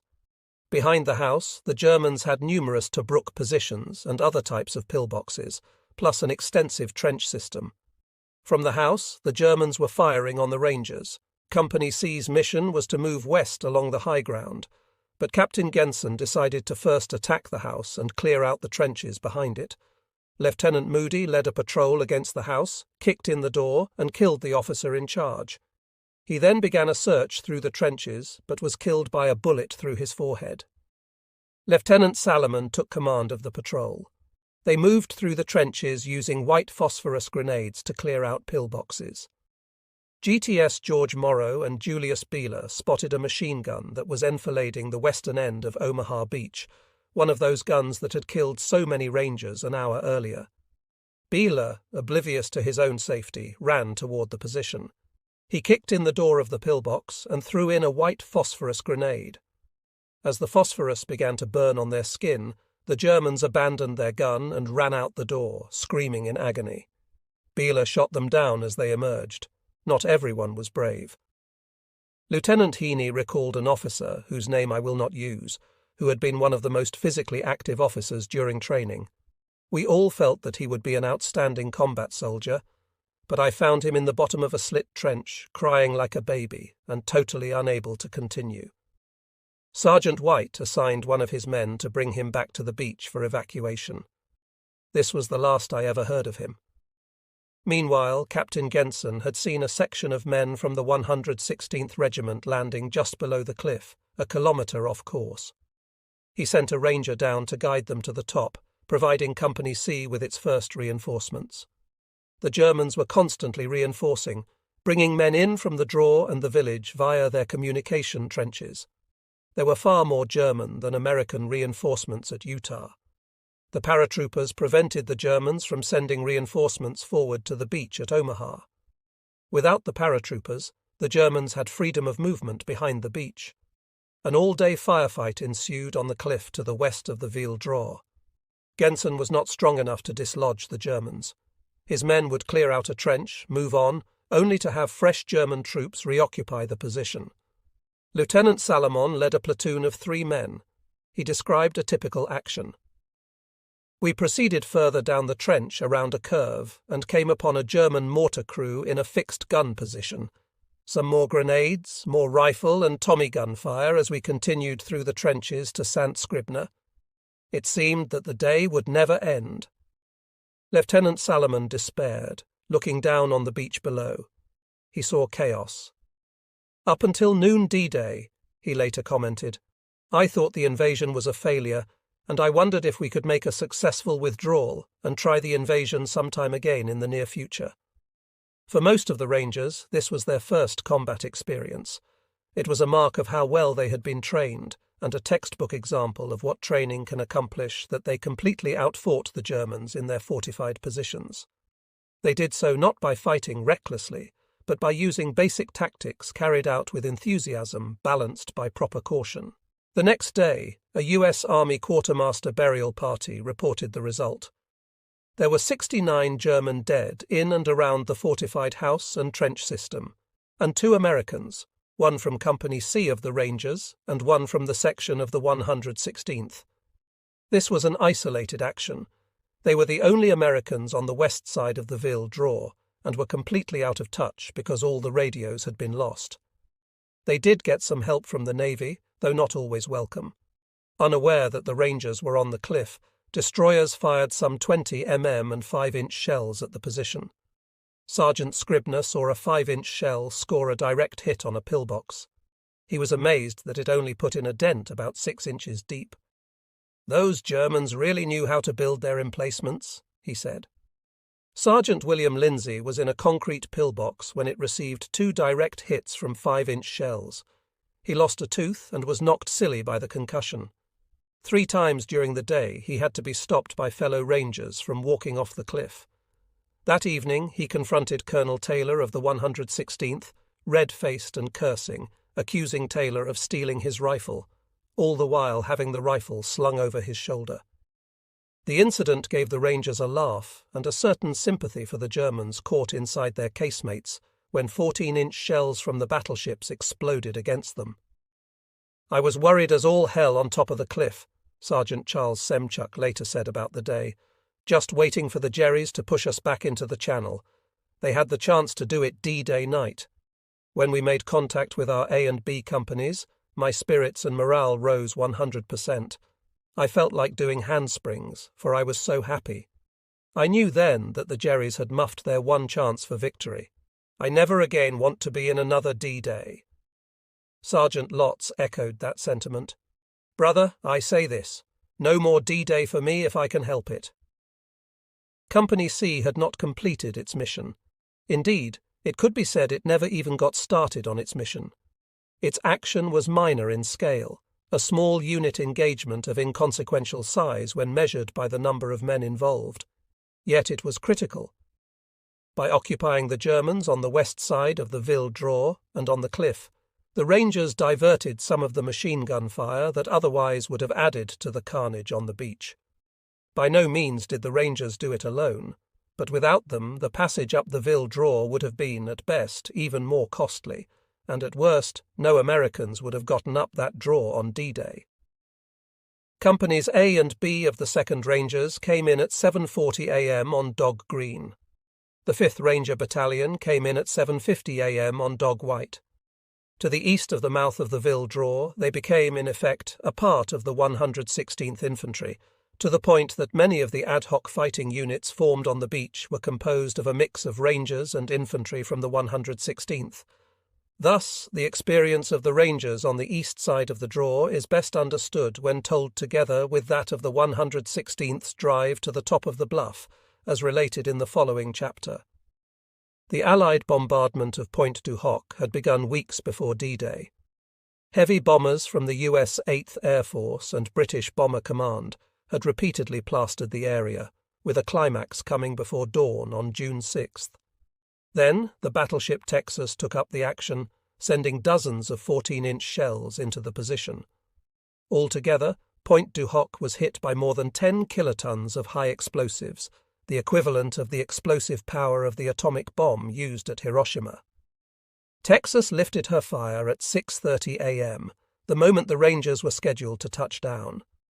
Colonel Rudder was in the lead boat. He was not supposed to be there.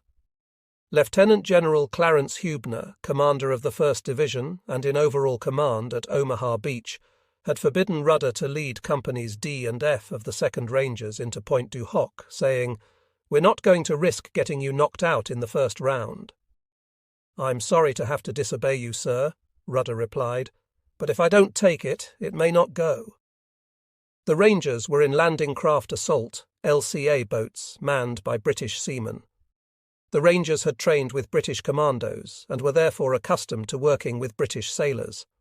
The LCA was built in England based on Andrew Higgins's boat design, but with added light armour and guns, making the LCA slower and heavier.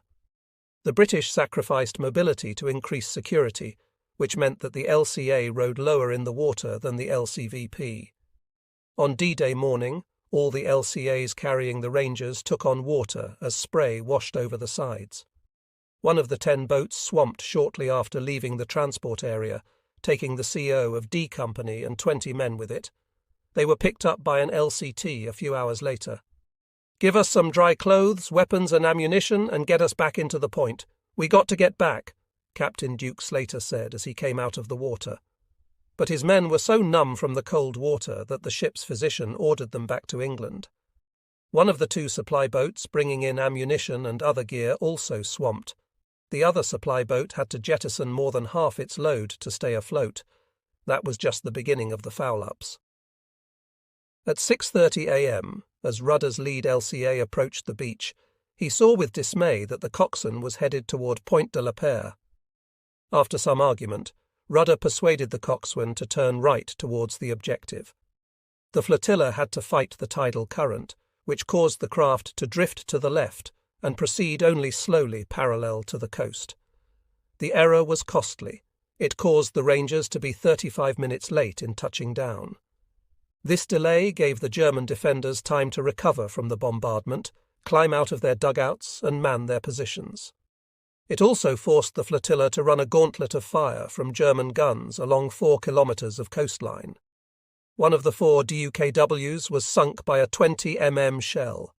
Sergeant Frank South, a 19-year-old medic, recalled, "We were getting a lot of machine gun fire from our left flank alongside the cliff, and we could not, for the life of us, locate the fire." Lieutenant James Ickner, Rudder's communications officer, remembered bailing water with their helmets, dodging bullets, and vomiting all at the same time. USS Satur and HMS Taliban destroyed ERS and came in close to fire with all guns at the Germans, helping to drive some of the Germans back from the edge of the cliff. D Company had been scheduled to land on the west side of the point, but due to the navigation error, Rudder signalled by hand that the 2 LCAs carrying the remaining D Company troops should join the other 7 and land side by side along the east side. Lieutenant George Kirchner, a platoon leader in D Company, recalled, "When my LCA made its turn to head into the beach, my thought was that this whole thing is a big mistake, that none of us were ever going to get up that cliff." However, when the destroyers started firing and drove some of the Germans back from the edge of the cliff, Kirchner's morale improved. 48 years later, retired Colonel Kirchner commented, "Someday I would love to meet up with somebody from Satur so I can shake his hand and thank him." The beach at Pointe du Hoc was only 10 metres in width as the flotilla approached, and shrinking rapidly as the tide was coming in. At high tide there would be virtually no beach, just shingle. The bombardment from air and sea had brought huge chunks of clay soil from the point tumbling down, making the rocks slippery, but also providing an 8-metre build-up at the base of the cliff that gave the Rangers a head start in climbing the 40-metre cliff. The Rangers had a number of ingenious devices to help them get to the top. One was 25-metre extension ladders mounted in the DUKWs, provided by the London Fire Department. However, one DUKW was already sunk, and the other 3 could not get a footing on the shingle, which was covered with wet clay and thus rather like greased ball bearings. Only one ladder was extended. Sergeant William Serson climbed to the top to fire his machine gun, swaying back and forth like a metronome with German tracers whipping about him. Lieutenant Elmer Dutch Verrier described the scene. The ladder was swaying at about a 45-degree angle both ways. Serson would fire short bursts as he passed over the cliff at the top of the arch, but the DUKW floundered so badly that they had to bring the fire ladder back down. The basic method of climbing was by rope. Each LCA carried 3 pairs of rocket guns firing steel grapnels, which pulled up either plain 3-4-inch ropes, toggle ropes, or rope ladders. The rockets were fired just before touchdown. Grapnels with attached ropes were an ancient technique for scaling a wall or cliff, tried and proven, but in this case the ropes had been soaked by the spray and were often too heavy. Rangers watched with sinking hearts as the grapnels arched toward the cliff, only to fall short from the weight of the ropes. Still, at least one grapnel and rope from each LCA made it. The grapnels grabbed the earth, and the dangling ropes provided a way to climb the cliff. To get to the ropes, the Rangers had to disembark and cross the narrow strip of beach to the base of the cliff. They faced 2 main problems. First, a German machine gun on the Rangers' left flank firing across the beach, which killed or wounded 15 men as it swept bullets back and forth. And second, craters caused by bombs or shells that had fallen short of the cliff. These craters were underwater and could not be seen. Sergeant South recalled, "My pack and I went into a bomb crater, and the world turned completely to water." He inflated his Mae West and made it to shore. Lieutenant Kirchner was determined to be first off his boat. He thought he was going into a metre or so of water, but when he jumped, he went in over his head, losing his rifle. He started to swim, furious with the British.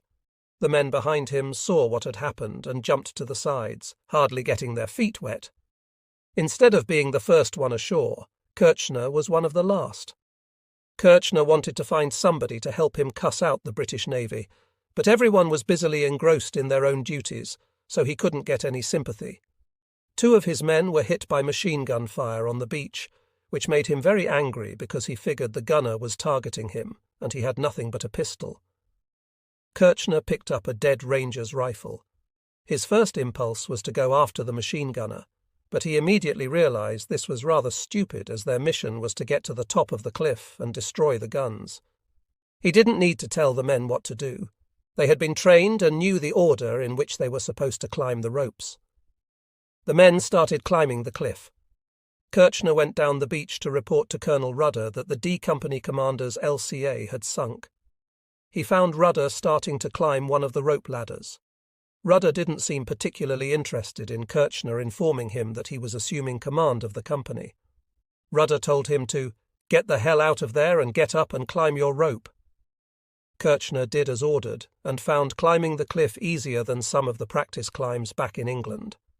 The machine gun and the incoming tide gave Sergeant G. Elder a sense of urgency to get off the beach and up the cliff.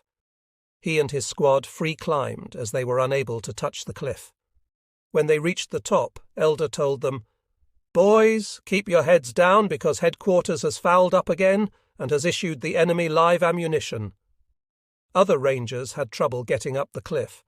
Private Sigurd Sundby remembered, "The rope was wet and kind of muddy. My hands just couldn't hold. They were like grease, and I came sliding back down." As he was going down, he wrapped his foot around the rope to slow himself down as much as possible, but still burned his hands. If the rope hadn't been so wet, he wouldn't have been able to hang on for the burning. He landed right beside Sweeney, who said, "What's the matter, Sundby chicken? Let me show you how to climb." Sweeney went up first, and Sundby followed him. When he got to the top, Sweeney said, "Hey, Sundby, don't forget to zigzag." Sergeant William Elrod Petty, who had the reputation of being one of the toughest Rangers, also had trouble with the wet and muddy rope. He slipped to the bottom.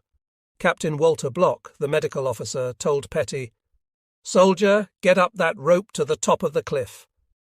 Petty turned to Block, stared him square in the face and said, "I've been trying to get up this goddamned rope for 5 minutes, and if you think you can do any better, you can do it yourself."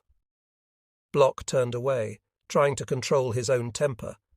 Germans on top managed to cut 2 or 3 of the ropes while others tossed grenades over the cliff, but American men at the base and machine gun fire from Satter kept most of them back from the edge. The Germans had not anticipated an attack from the sea, so their defensive positions were inland. Additionally, the Rangers had tied pieces of fuse to the grapnels and lit them just before firing the rockets. The burning fuses made the Germans think the grapnels were some kind of weapon about to explode, which kept them away. Within 5 minutes, Rangers were at the top. Within 15 minutes, most of the fighting men were up. One of the first to make it was Private Ralph Davis, a country preacher from Tennessee, known for his marksmanship and coolness under pressure. When he got up, he dropped his pants and took a crap, commenting that the war had to stop for a while until he could get organized. As the time reduced the beach to almost nothing and the attack from the sea, although less than 200 Rangers strong, was proceeding, Colonel Rudder told Lieutenant Eichner to send the code message "Tilt" to instruct the floating reserve of A and B companies, 2nd Rangers, and the 5th Ranger Battalion to land at Omaha Beach instead of Point du Hoc. Rudder expected them to pass through Ville and attack Point du Hoc from the eastern landward side. On the beach, there were wounded who needed attention. Sergeant South had barely got ashore when the first cry of "medic" went out. He shrugged off his pack, grabbed his aid kit, and took off for the wounded man, who had been shot in the chest. South was able to drag him closer to the cliff. No sooner had he taken care of him than he had to go to another and another. Captain Block set up an aid station as South got over the top of the cliff. Lieutenant Kirchner recalled, "It didn't look anything at all like what I thought it was going to look like." The Rangers had studied aerial photos, maps, sketches and sand table mock-ups of the area, but the bombardment from air and sea had created a moonscape, one large shell crater after another. 50 years later, Point du Hoc remains an incredible and overwhelming sight. It is hardly possible to say which is more impressive, the amount of reinforced concrete the Germans poured to build their casemates, or the damage done to them and the craters created by the bombs and shells. Huge chunks of concrete as big as houses are scattered over the kilometre-square area as if the gods were playing dice. The tunnels and trenches were mostly obliterated, but enough remained to give an idea of how much work went into building the fortifications. Some railroad tracks remain in the underground portions for handcarts used to move ammunition. There is an enormous steel fixture that was a railroad turntable. Surprisingly, the massive concrete observation post at the edge of the cliff remains intact. It was the key to the whole battery, providing a perfect view of both Utah and Omaha beaches. German artillery observers in the post had radio and underground telephone communication with the casemates. The craters are as big as 10 meters across and a meter or two deep, some even deeper. They number in the hundreds and were a godsend to the Rangers, providing plenty of immediate cover. Once on top, Rangers could get to a crater in seconds and begin firing at the German defenders. What most impresses tourists at Pointe du Hoc, who come today in the thousands from all over the world, is the sheer cliff and the idea of climbing up it by rope. What most impresses military professionals is the way the Rangers went to work once they got on top. Despite the initial disorientation, they quickly recovered and went about their assigned tasks.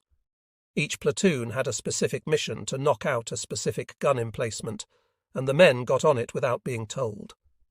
Germans were firing sporadically from the trenches and regularly from the machine gun positions on the eastern edge of the fortified area and from a 20 mm anti-aircraft gun on the western edge. But the Rangers ignored them to get to the casemates. To their amazement, they found that the guns were telephone poles. Tracks leading inland indicated that the 155 mm cannon had been removed recently, almost certainly as a result of the preceding air bombardment. The Rangers never paused. In small groups, they began moving inland toward their next objective, the paved road connecting Grand Camp and Vierville, to set up roadblocks to prevent German reinforcements from moving to Omaha. Lieutenant Kirchner moved forward and got separated from his men. He remembered, "I remember landing in this zigzag trench. It was the deepest trench I'd ever seen.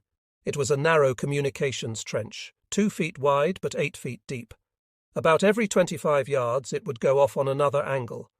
I was by myself, and I never felt so lonesome before or since, because every time I came to an angle, I didn't know whether I was going to come face to face with a German or not."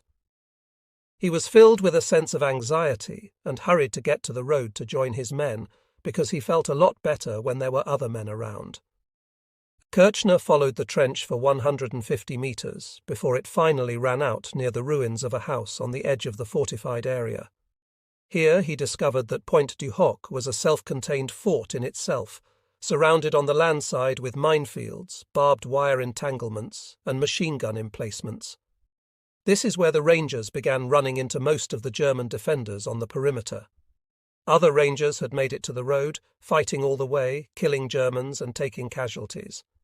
The losses were heavy. In Kirchner's D Company, only 20 men were on their feet out of the 70 who had started out in the LCAs. 2 company commanders were casualties. Lieutenants were now leading D&E companies. Captain Otto Masny led F Company. Kirchner checked with the 3 companies and learned that all the guns were missing. At this stage they felt rather disappointed. Not only disappointed, but awfully lonesome as they realized how few men they had there. The lieutenants decided there was no reason to go back to the fortified area and agreed to establish a perimeter around the road and defend themselves while waiting for the invading force that had landed on Omaha Beach to come up.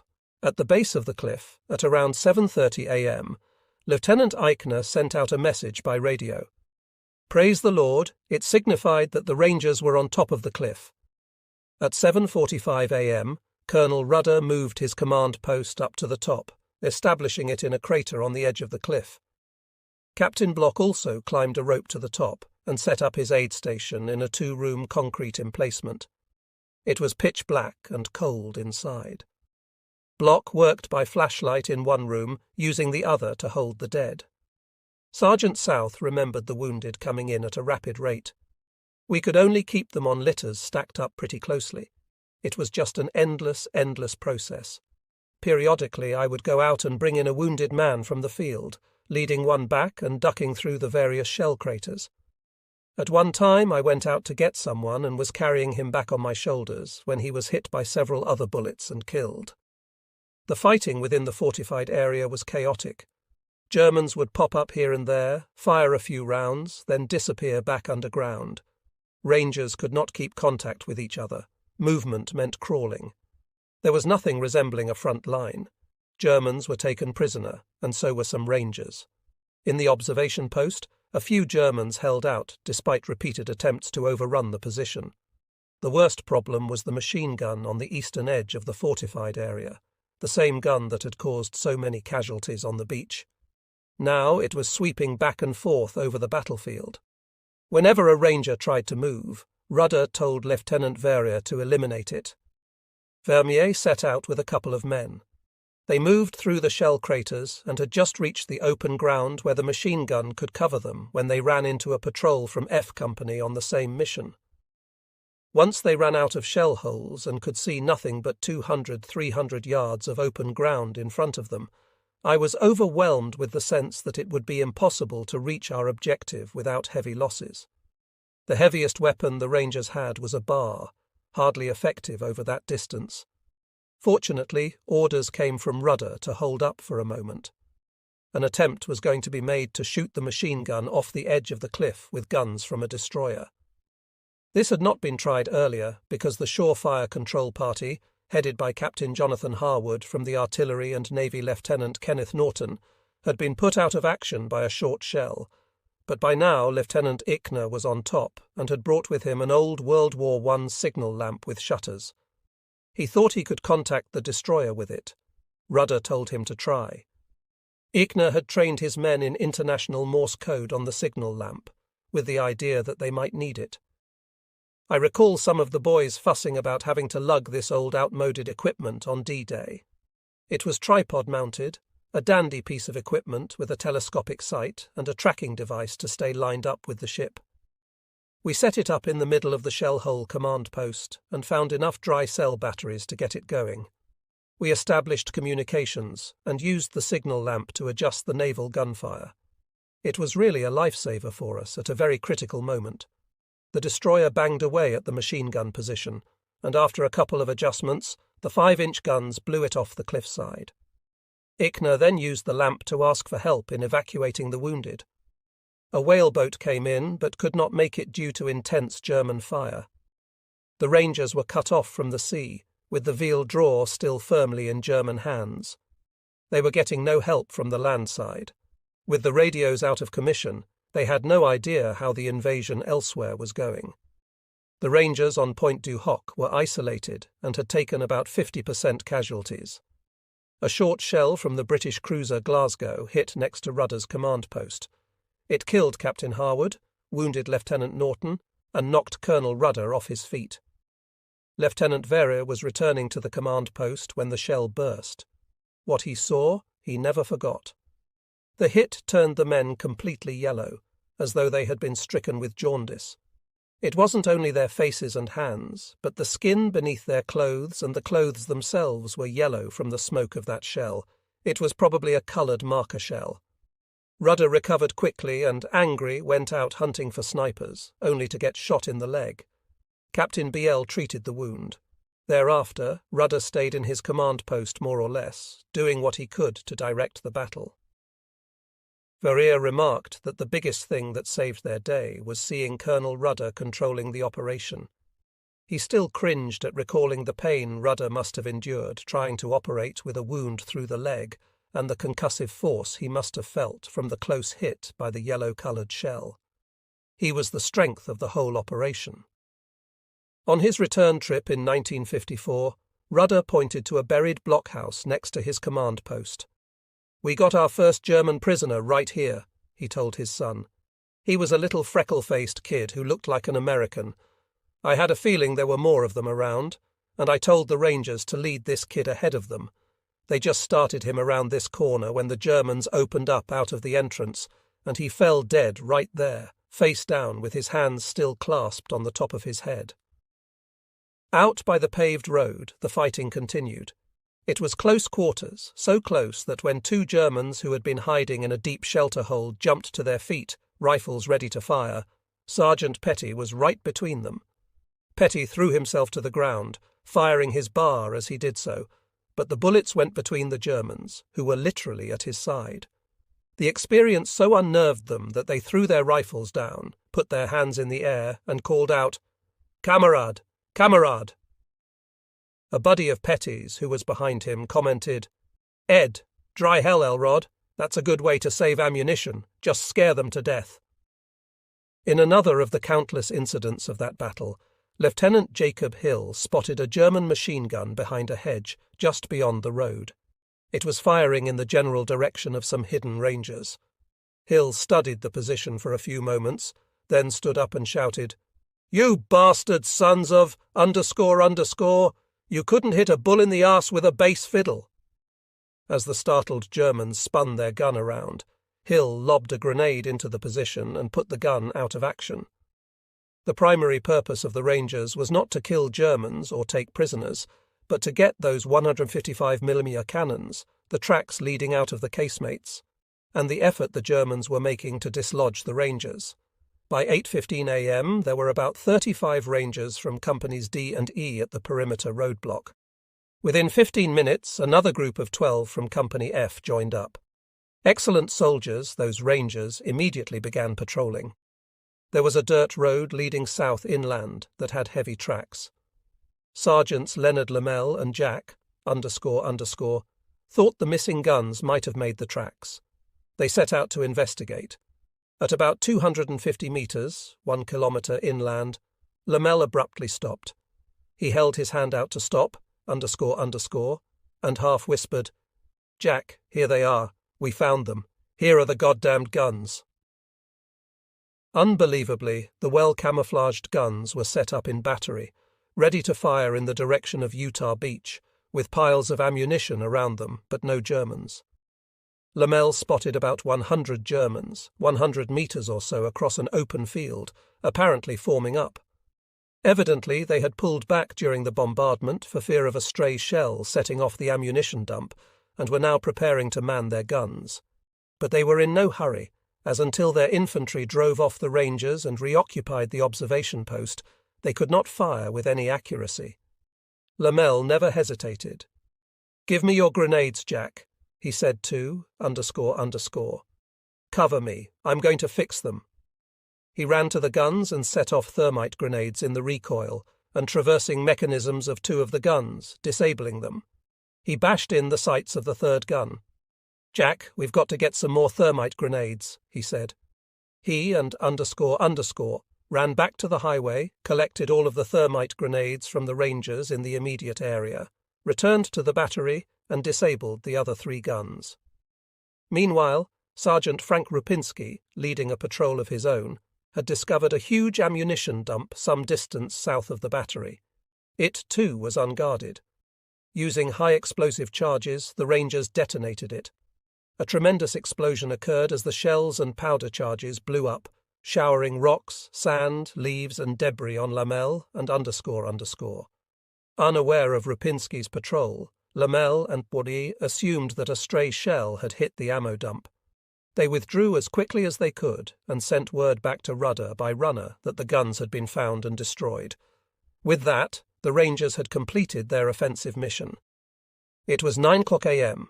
Just that quickly, they were now on the defensive, isolated with nothing heavier than 60mm mortars and BRs to defend themselves. In the afternoon, Rudder had Eichner send a message via his signal lamp and homing pigeon via the destroyer, located at Point du Hoc. "Mission accomplished. Need ammunition and reinforcement. Many casualties." An hour later, the destroyer relayed a brief message from General Hubner. "No reinforcements available. All Rangers have landed at Omaha."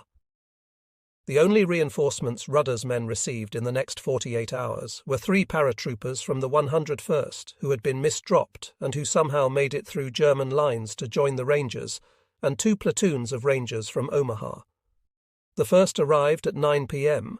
It was a force of 23 men led by Lieutenant Charles Parker. On the afternoon of June 7th, Major Jack Street brought in a landing craft and took off wounded and prisoners. After putting them aboard an LST, he took the craft to Omaha Beach and rounded up about 20 men from the 5th Ranger Battalion and brought them to Point du Hoc. the Germans were as furious as disturbed hornets. They counterattacked the fortified area throughout the day, again that night, and through the next day. The Rangers were, in fact, under siege. Their situation was desperate, but as Sergeant G. Elder recalled, they stayed calm and beat off every attack. This was due to their rigorous training. For example, Sergeant Bill Stevenson, who had started D-Day morning swaying back and forth on the London Fire Department ladder, was sitting with Sergeant Guy Schoff behind some rock or rubble when Guy started to swear. Bill asked him why. Guy replied, "They are shooting at me." Stevenson asked how he knew. Guy's answer was, "Because they are hitting me." Private Salva Mayon recalled that on D-Day night, one of the boys spotted some cows. He went up and milked one. The milk was bitter, like quinine. The cows had been eating onions. Lieutenant Verrier said he could still distinctly remember when it got to be 12 o'clock that night, because June 7th was his birthday. He felt that if he made it until midnight, he would survive the rest of the ordeal. It seemed like some of the fear left at that time. The Rangers took heavy casualties. By the end of the battle, only 50 of the more than 200 Rangers who had landed were still capable of fighting, but they never lost Point du Hoc. Later, writers commented that it had all been a waste since the guns had been withdrawn from the fortified area around Point du Hoc. That is wrong. Those guns were in working condition before Sergeant Lamel got to them. They had an abundance of ammunition and were in range. They could have lobbed their huge shells 25,000 metres at the biggest targets in the world, the 50,000+ ships in the Channel, and the thousands of troops and equipment on Utah and Omaha beaches. Lieutenant Eichner was absolutely correct when he concluded his oral history. Had we not been there, we felt quite sure that those guns would have been put into operation, and they would have brought much death and destruction down on our men on the beaches and our ships at sea. But by 9 a.m. on D-Day morning, the big guns had been put out of commission, and the paved highway had been cut, with roadblocks denying its use to the enemy. So by 9 a.m. our mission was accomplished. The Rangers at Point du Hoc were the first American forces on D-Day to accomplish their mission, and we are proud of that. At 8:30 a.m., all landing ceased at Omaha Beach. The men already ashore were going to have to move out, attack German positions, reduce the murderous fire coming in on the beach, secure the high ground, move inland, come down from behind to drive the Germans from their entrenchments around draws, then blow the cement roadblock and clear paths before vehicle traffic could move off the beach and up the draw. The men already ashore would have to do these jobs without land-based artillery support, and without reinforcements of men or supplies. This was the moment Eisenhower had feared above all others. The Americans had a sizable force ashore, about 5,000 fighting men, but because they were now cut off from the sea, they were as much potential hostages as potential offensive threats. This was the moment Rommel had anticipated above all others. His enemy was caught half on, half off, unable to reinforce or withdraw, and unable to advance. Apparently, the defences at the exits from the beach were so strong that the Overlord plan had called for the exits to be open by 7:30 a.m., but at 8:30 a.m. they remained sealed shut and unapproachable. The Americans on the beach had just been through a baptism of fire that was heart-stopping. They were at 50% strength or less, without unit cohesion. They were exhausted, frightened, confused, and wounded. To a watching German, they looked like beaten troops. When the landing stopped at 8:30 a.m., the commander of Widerstands Nest 76, a fortified position near Wiel, reported by phone to the 352nd Division headquarters. At the water's edge, at low tide near Sla and Wiel, the enemy was searching for cover behind the coastal obstacles. A great many vehicles, including 10 tanks, stood burning on the beach. The obstacle demolition squads had given up their activity. Debarkation from the landing boats had ceased, and the boats were drifting farther seaward. The fire from our strongpoints and artillery was well placed and had inflicted considerable casualties among the enemy. A great many wounded and dead lay on the beach. From above, the view was grim. Offshore, the scene was similar. The half-tracks, jeeps and trucks that had survived the difficulties of getting close enough and unloading under artillery fire found themselves on a narrowing strip of sand with no open exits through the impassable shingle embankment. Sailors could see the vehicles immobilized by engine trouble or artillery hits. Those capable of movement were stuck in a hopeless traffic jam, setting targets for German artillery and mortar fire. Even as the landings ceased, individuals and groups were moving off the beach and up the bluff between the Veal and El Mula exits. Others began to follow, supported by the destroyers and the surviving tanks on the beach, but mainly they were on their own. As always in war, the infantry, this time including engineers, Coast Guard artillery observers, CBS, and other specialists acting as ad hoc infantry, faced war at its cutting edge, where it is most shocking, dangerous, and decisive. The most extreme experience a human being can go through is being a combat infantryman, and nowhere in World War II was the combat more extreme than at Omaha in the early morning hours of June 6th. The 116th Regiment and the 5th Ranger Battalion, along with 2 companies from the 2nd Rangers, experienced war at its most horrible, demanding, and challenging. They were on the right half of the beach. The 116th was a Virginia National Guard outfit, part of an ordinary infantry division, while the 5th Ranger Battalion was an elite all-volunteer force. How they responded to this crisis, with the fate of Omaha Beach and perhaps the invasion as a whole at stake, testified to the marvelous job General Marshall and the old regular Army officers and non-coms had done in turning these children of the Depression into first-class fighting men. Private Felix Branham remarked at the end of his oral history, "I've heard people say we were lucky. It wasn't luck. When we landed on Omaha Beach, we were well trained, we had good leaders, and the Lord God Almighty was with us, and that's all I can say." Branham also observed, "Each one of us had our own little battlefield. It was maybe 40, 50 yards wide. You might talk to a guy who pulled up right beside me, within 50 feet, and he got an entirely different picture of D-Day. This was certainly the case on both the right and left flanks. Going up the bluff was often a lonely experience. Captain Robert Walker went a third of the way up before he found a dead soldier from the 116th and was able to arm himself with an M1 and protect himself with a helmet. At this point he could not see anyone from the 116th and realized he was alone and completely on his own. Walker decided to go to the top and proceed to the regimental assembly point at Veal. He passed many dead bodies, all facing forward. Near the top he heard groans nearby. Investigating, he found a German soldier with a severe wound in his groin. The German cried out for water. Walker replied in German that his canteen was empty. The German told Walker there was a spring just over there. Sure enough, Walker found a delightful spring-fed pool with clear water. He filled his canteen and brought water to his enemy before continuing his own odyssey looking for Germans to kill.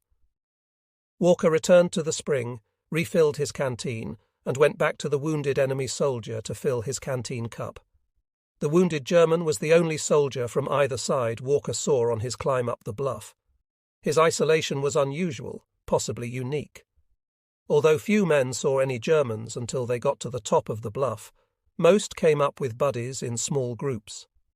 As soon as they got over the seawall and the flat and began to climb, they discovered they were in the safest place on Omaha Beach. The defilade and smoke from grass fires provided some coverage because they were between exits. They were in an area not as heavily defended as the draws. The German trenches were dug at angles to shoot flanking fire at the beach, not directly downward. There were folds and irregularities in the bluff to use to advantage. Fire support for the advancing Americans, other than their handheld weapons, came from tanks and destroyers. The tanks were leading a hard life. They were caught on the sand between high water and the embankment, unable to get over the shingle to the beach, flat open targets for enemy guns. Still, they kept firing. One tank maintained its fire until the rising tide drowned out its cannon. The 741st Tank Battalion report on D-Day noted that the tanks continued to fire on targets of opportunity during the infiltration of the infantry, which was moving directly forward, making an assault on the bluff behind the beach.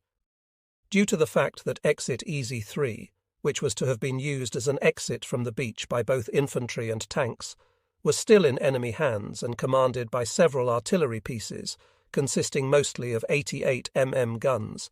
The infantry was forced to make their direct approach under the protecting fire of tank weapons.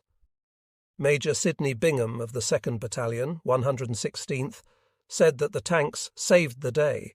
They shot the hell out of the Germans and got the hell shot out of them. The same was true of the destroyers. Between them, the tankers and the sailors knocked out pillboxes as targets of opportunity, making it possible for the infantry to get up the bluff.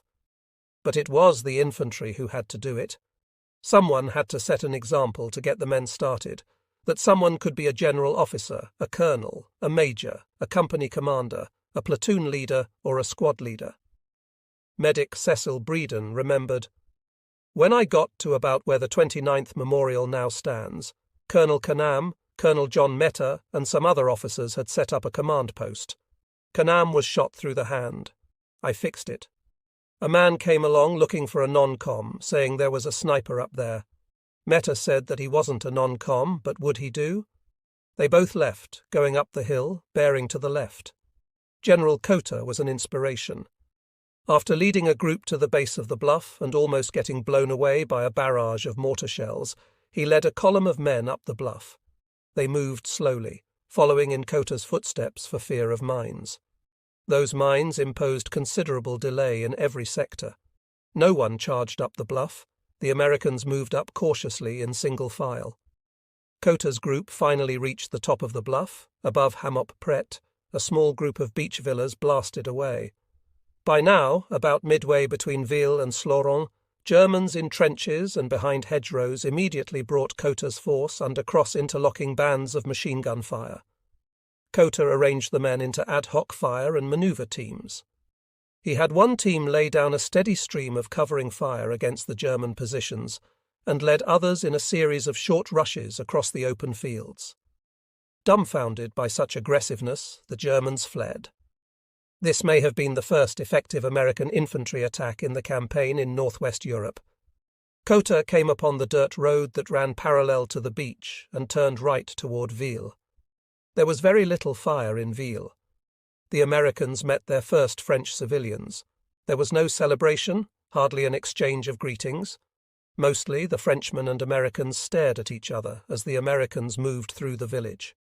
On the west side of Ville, Cota sent some rangers who had joined him in the direction of Pant du Hoc. They encountered stiff resistance when their attack bogged down. Cota hastened to the front of the column and assisted the platoon leader in the disposition of his forces. The SE Company of the 116th, one of the few to fight intact on D-Day, came into Ville.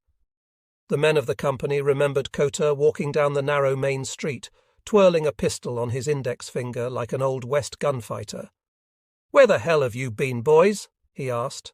Colonel Canam came up. Cota sent him east towards Sloron with orders to help clear the bluff so that others could climb up it. Then Cota, accompanied by his aide Lieutenant Shea and 4 riflemen, prepared to start down the Ville draw, still held by the Germans.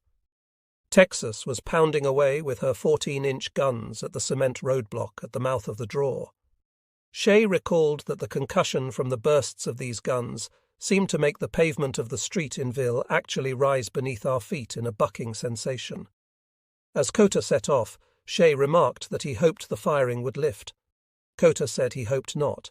It would force the Germans to keep their heads down, but the firing lifted, and Germans in a fortification on the east side of the draw began firing at Cota's little group. The riflemen responded. 5 Germans, dazed from the bombardment, gave up.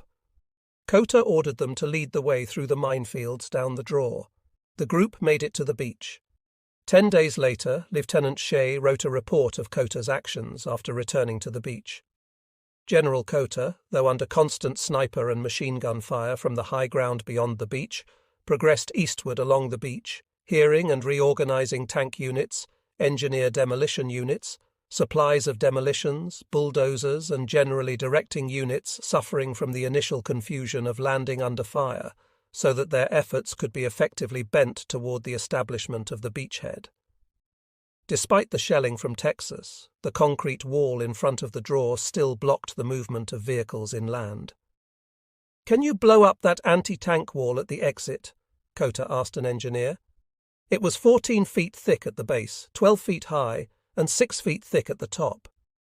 "We can, sir, just as soon as the infantry cleans out those pillboxes around there," the colonel replied. "We just came down through there," declared Kota. "There's nothing to speak of there. Get to it." But the engineers did not have any TNT. Kota saw a bulldozer down the beach piled high with explosives. He turned to a group of soldiers huddled at the seawall and demanded, "Who drives this thing?" No answer. "Well, can anyone drive the damn thing?" Still no answer.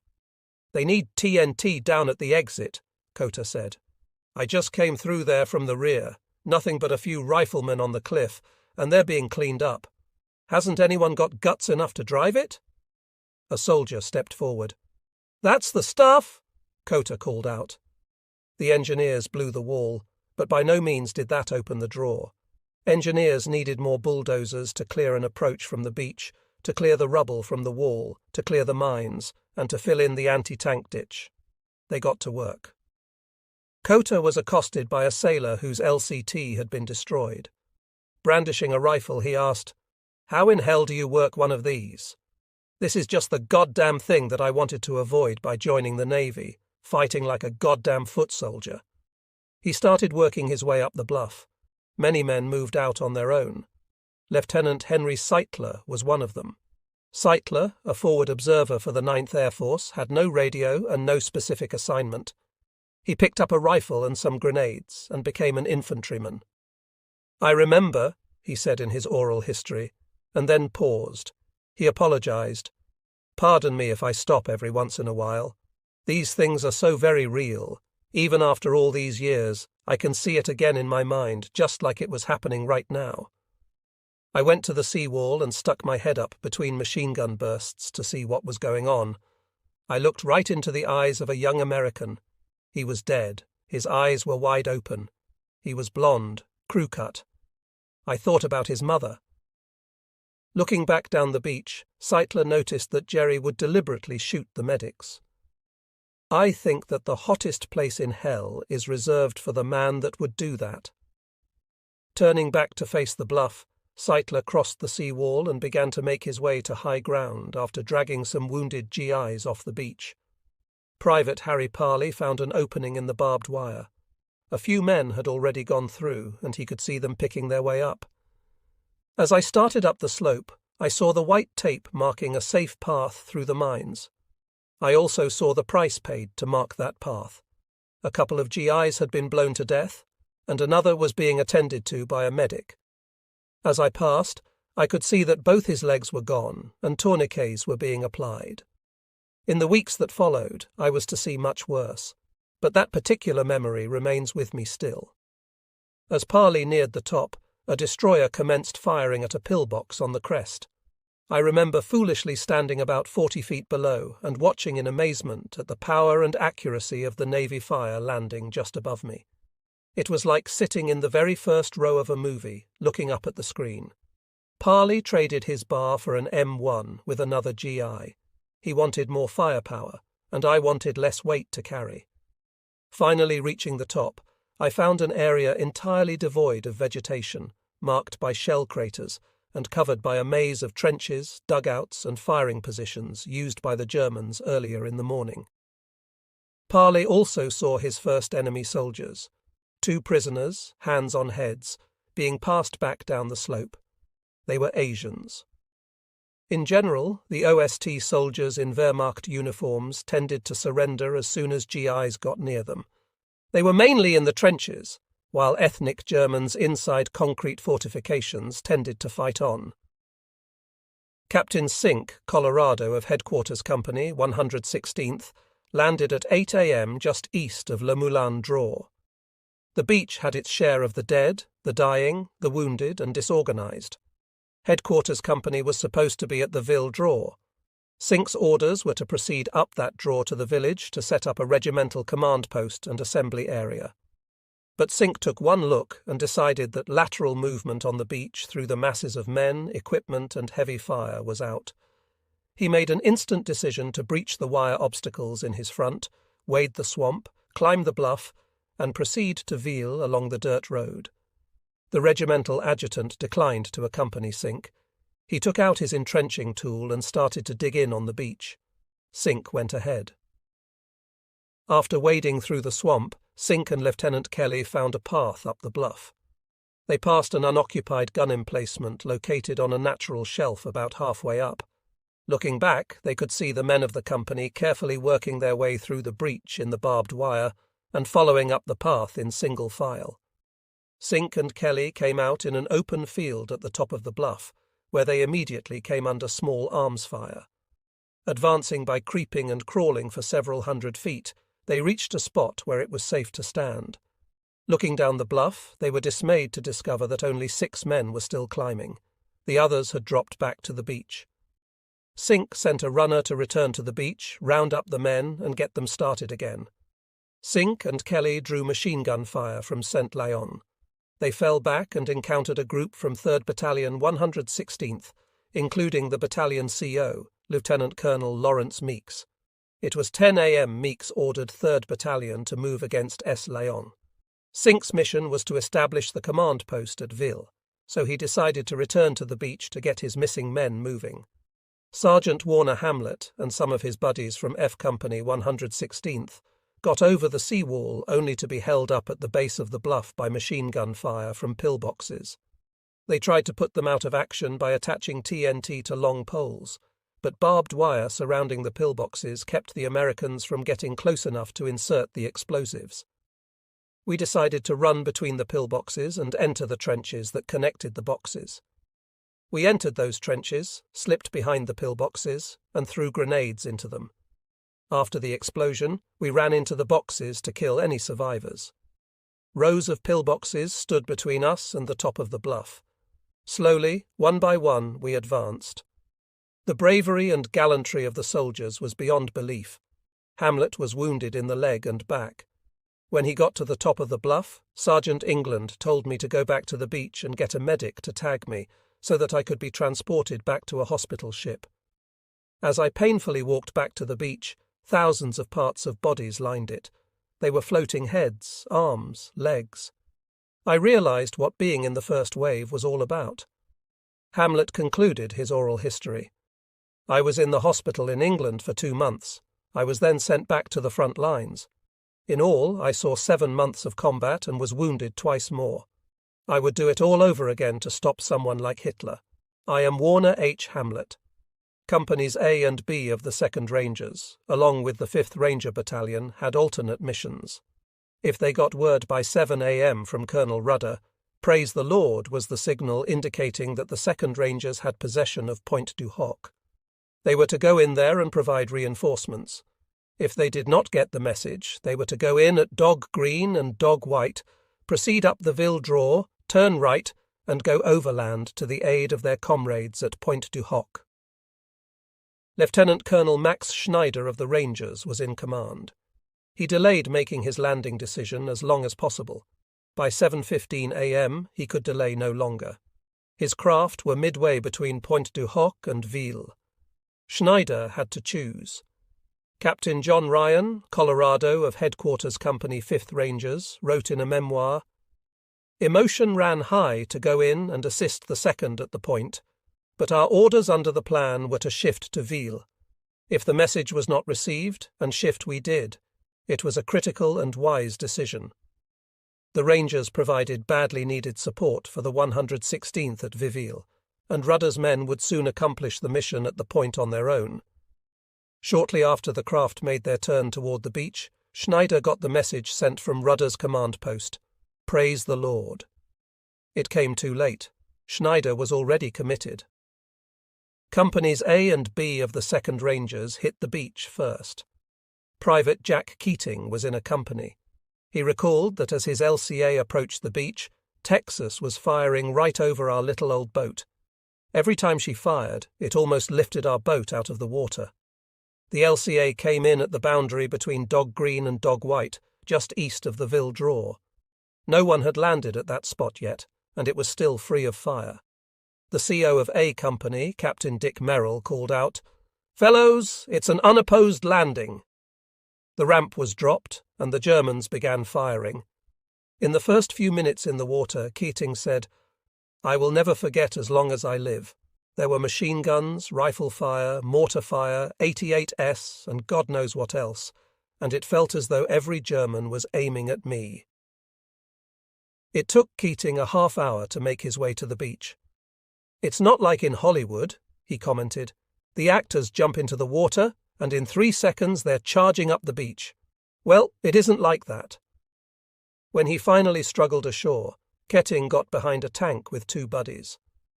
We got behind the engine to get some heat back into our bones and had our first cigarette on French soil. After catching his breath, he realized, "Now there's only one way to go, baby, and that's you got to go in."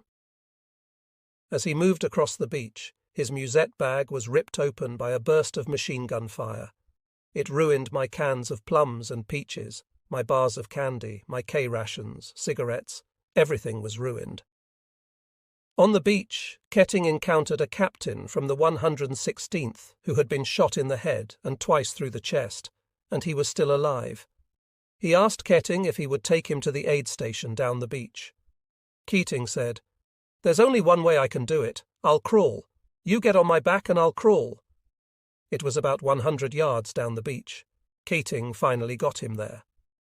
Colonel Schneider observed the landing efforts of the 2 companies. He saw that it was a disaster. Captain Ryan commented, "Schneider was battle-wise. He wasn't about to waste his battalion in a fruitless assault, so he made his second decision. He ordered the British crews to move east, parallel to the beach, until he found the relatively quiet Omaha Dog Red Beach. There our 2 columns did by the right flank, and our assault was on." Sergeant Victor Fast was Schneider's interpreter. In his view, Colonel Schneider's presence of mind and shrewd calculations, a ranger mind working, not afraid to make a decision, saved a multitude of lives, maybe hundreds. The 2 companies from the 2nd Rangers had taken casualties almost as bad as the companies from the 116th, but the 5th Rangers got to the seawall with only 6 casualties out of some 450 men. Lieutenant Francis Dawson of D Company described his experience. "The skipper made an abrupt turn to the left, and a tremendous wave hit the craft. We were lifted over several obstacles. Then the ramp opened, and I was out. 5 days on ship had taken its toll on my legs. After standing for several hours with the sea pounding, my legs just would not move fast enough. But he made the seawall, which at that spot was constructed of wooden timbers, and sent a runner to inform Lieutenant George Miller, D Company CO, where his... When Captain Ryan landed, he was met with a dismaying sight. Obstacles everywhere, wounded and dead lying in the sand, the crack of machine gun fire passing by, puffs of sand where bullets hit, and the awful 20mm anti-aircraft cannon shells bursting overhead. Artillery shells exploded around them. Despite the chaos, Ryan was able to trot ashore. Later, he was amazed to find that he had lost only 1 man from his company. At that moment, I realized no one had left that part of the beach. The Rangers had landed on a sector with assault teams of the 116th, whose men were shell-shocked, leaderless, unorganized, and gripped by fear. Some of the Rangers were also affected. Ryan pointed to the seawall and called out to Ranger headquarters. Simultaneously, he tried to get his lifebelt off, but couldn't. His radio man, cringing with fear, was told to cut it off. Once the man complied, neither Ryan nor the radio man was afraid again. I had seen, in my first minute of combat, what showing a complete lack of fear could do for your men. Another factor in the recovery was that the men cringing at the seawall were confused, exhausted, and shell-shocked. They were in the wrong sectors with none of their leaders present and did not know what to do. However, when given specific assignments and told to carry them out, most men got a grip on themselves and went on to do their duty. Although the 5th Rangers had a much easier time landing around 7:45 a.m. compared to the 116th's experience at 6:30 a.m., things were still dire. As LCIs followed the Rangers' LCA to Dog White, German artillery began pounding the beach. Ryan saw an LCI ramp get hit by an 88 just as the flamethrower man stepped onto it.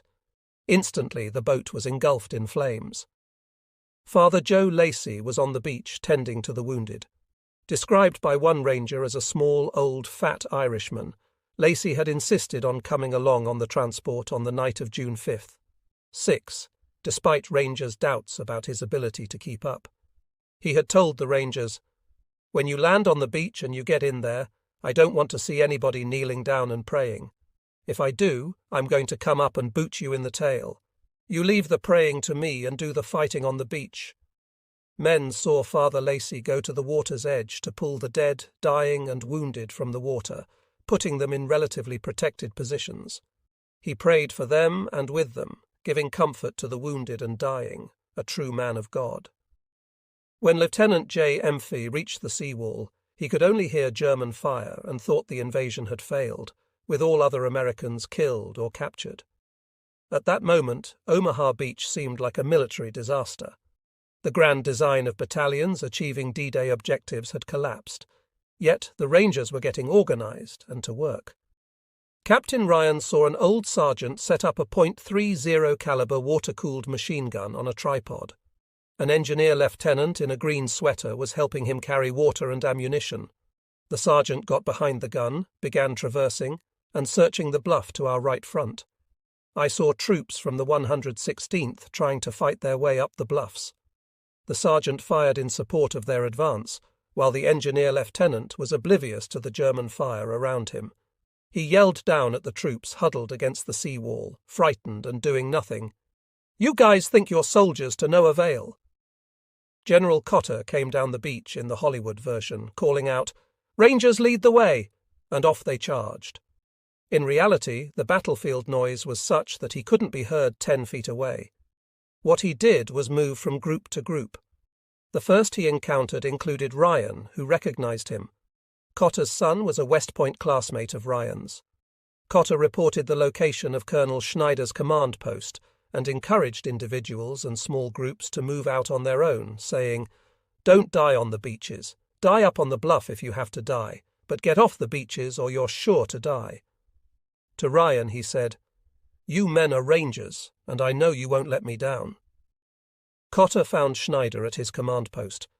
According to one witness, Cotter said, "We're counting on you Rangers to lead the way." Schneider's interpreter, Sergeant Fast, remembered Cotter saying, "I'm expecting the Rangers to lead the way." Whatever Cotter's exact words, the Rangers adopted the motto, "Rangers lead the way," which was well earned. However, it should be noted that the Rangers did not feel they needed a push from Cotter to lead. They were already determined. Corporal Gail Becku of B Company, 5th Rangers, recalled that they had practiced storming up bluffs so many times in training that it was just a matter of course. He and a private set a Bangalore torpedo under the barbed wire, blew gaps, and started up, encountering little opposition. The German forward positions had been pulling back to prepare rear positions. Meanwhile, German artillery concentrated on the follow-up landing craft, making it worse on the beach than when we landed. The implication that it took the Rangers to lead the 116th off the beach is somewhat misleading. The first organised company to the top at Ville was Company C, 116th. By the time the Rangers landed, many individuals from the 116th had already gone up. The 116th men still at the seawall came from companies decimated in the first wave. Although they seemed helpless, they were just waiting for direction and equipment. When the Ranger platoon leaders started moving, they joined in. As Captain Ryan crossed through the gap in the barbed wire with his men, he saw little Tony Volo, the smallest man in the battalion, lying across a ruined pillbox with his trousers down, having his gluteus maximus treated for a bullet wound. He had been shot by a single bullet at such an angle that it had 4 separate bullet holes in his butt. The men enjoyed ribbing him as they passed. Lieutenant Dawson and his platoon from D Company, 5th Rangers, reached the top, then turned parallel to the beach and began moving along the crest, shooting or throwing grenades down on the Germans in the trenches below him. Captain Ryan's headquarters company was held up by machine gun fire. Dawson saw the German firing position 75 meters away on the military crest of the bluff, manned by 2 soldiers. Dawson motioned for his bar man to come forward, but the German machine gunners spotted the movement, turned on him and killed him. Dawson retrieved the bar and attacked the German position, firing from the hip. The 2 terrified Germans jumped out of the pillbox and fled up the bluff. Dawson cut them down, which freed Ryan to move on. Ryan encountered heavy smoke from a brush fire. When a man called out, "Captain, can we put on our gas masks?" Ryan doubted it was necessary, but reluctantly gave permission. As the smoke thickened, Ryan decided to put on his own mask. He removed his helmet, put it between his knees, and ripped open the cover of the gas mask bag, only to find he had forgotten about the apple and orange inside, which bounced down the bluff. He put on his mask, took a deep breath, and nearly suffocated because he had forgotten to pull the plug that allowed air to come through. After a few gasps of smoke, he put the mask back on correctly. Furious with himself, he kept the mask on for a bit longer as a punishment. Private Carl Wyss in the area heard someone yell "gas" and put on his mask. Noticing the cracked edge of his facepiece and the smell of only grass smoke, he discarded his gas mask, which he vowed never to carry again for the rest of the war. As Colonel Schneider's headquarters group went up the bluff, they encountered German prisoners coming down. Schneider told his interpreter, Sergeant Fast, to find out what he could from them. Although Fast had no training, he proved to be a natural. He selected the youngest, most timid-looking German prisoner and informed him, "You are going to tell me what I want to know." Fast then told the prisoner to relax. "For you, the war is over," and made threats. "You have 3 choices. Tell me nothing, and I'll send you to the Russians. Give me information, and if you leave any doubt in my mind that you're telling the truth, I'll turn you over to my Jewish buddy standing here next to me, and he'll take you behind that bush. Or tell me what you know, convince me you're telling the truth, and I'll send you to America for a good life until the war is won, and then you can go home." The prisoner confirmed seeing American and British bombers overhead earlier that morning. He indicated the positions of minefields, hidden fortifications along the bluff, and confirmed there were no German troops in Ville, though many were stationed inland. Schneider's headquarters group and other rangers reached the top, facing an open field and a maze of hedgerows. Germans with machine guns fired from behind the bushes. Private West was furious, questioning where the Air Force bombardment was that was supposed to clear the area. The Army's official history states that the penetrations of the beach defences made between 8 a.m. and 9 a.m. represented a definite success achieved by determined action in the face of great difficulties. About 600 men, mainly from Company C, 116th, and the Rangers, made it to the top. However, they had no radios, heavy weapons, tanks, supporting artillery, or means to communicate with the Navy. All exits were still blocked. The beach was jammed with immobile vehicles and taking heavy artillery fire. The reserve regiments were not coming ashore. The 116th and the Rangers were still on their own, moving toward the Germans in the hedgerows, encountering fire and attempting to outflank positions. As Colonel Canham reached the top shortly after 9 a.m. and set up his command post, he found Rangers and 116th elements scattered across the field ahead. Some headed for the coastal road to Ville, some engaged in firefights with Germans in the bushes. The situation was far from under control. A victory had not yet been won, but there was now a sizable American force on top of the bluff. Though the battle for Omaha Beach had not gone according to plan, thanks to men like General Cotter, Colonel Schneider, Colonel Canham, Captain Ryan, Lieutenant Dawson, and numerous others, disaster had been averted. General Bradley wrote 3 decades after D-Day that Omaha Beach was a nightmare.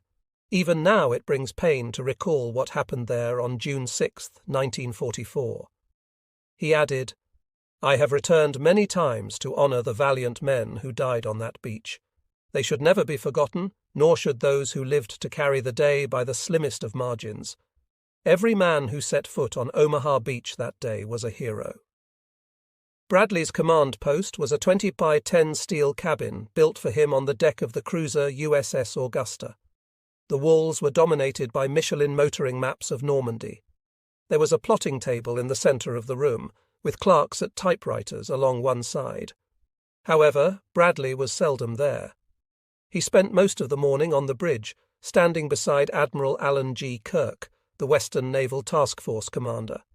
Bradley had cotton in his ears to muffle the blast of Augusta's guns, and binoculars to his eyes to observe the shore. For Bradley, it was a time of grave personal anxiety and frustration. He couldn't see much, except smoke and explosions. He was getting no reports from his immediate subordinate, Major General Leonard T. Jerrow, commander of the 1st and 29th Divisions. There was no news from the beach, only scattered bits of information from landing craft skippers returning to the transport area for another load. They were muttering words like disaster, terrible casualties, and chaos. I gained the impression, Bradley later wrote, that our forces had suffered an irreversible catastrophe, that there was little hope we could force the beach. Privately, Bradley considered evacuating the beachhead. I agonized over the withdrawal decision, praying that our men could hang on. Those were the thoughts of a desperate man faced with two apparently hopeless options. At 9:30 a.m., with the tide rushing in to fully cover all the obstacles, and with hundreds of landing craft circling offshore, while the congestion on the beach was still so bad that all landings were still suspended, sending in the follow-up waves as reinforcements according to the planning schedule would only add to the problem. But not sending them in would leave the forces already ashore isolated and vulnerable to a counterattack. Bradley's private thoughts notwithstanding, as for retreat, it would have been impossible to bring the men back, as General Eisenhower flatly and rightly declared.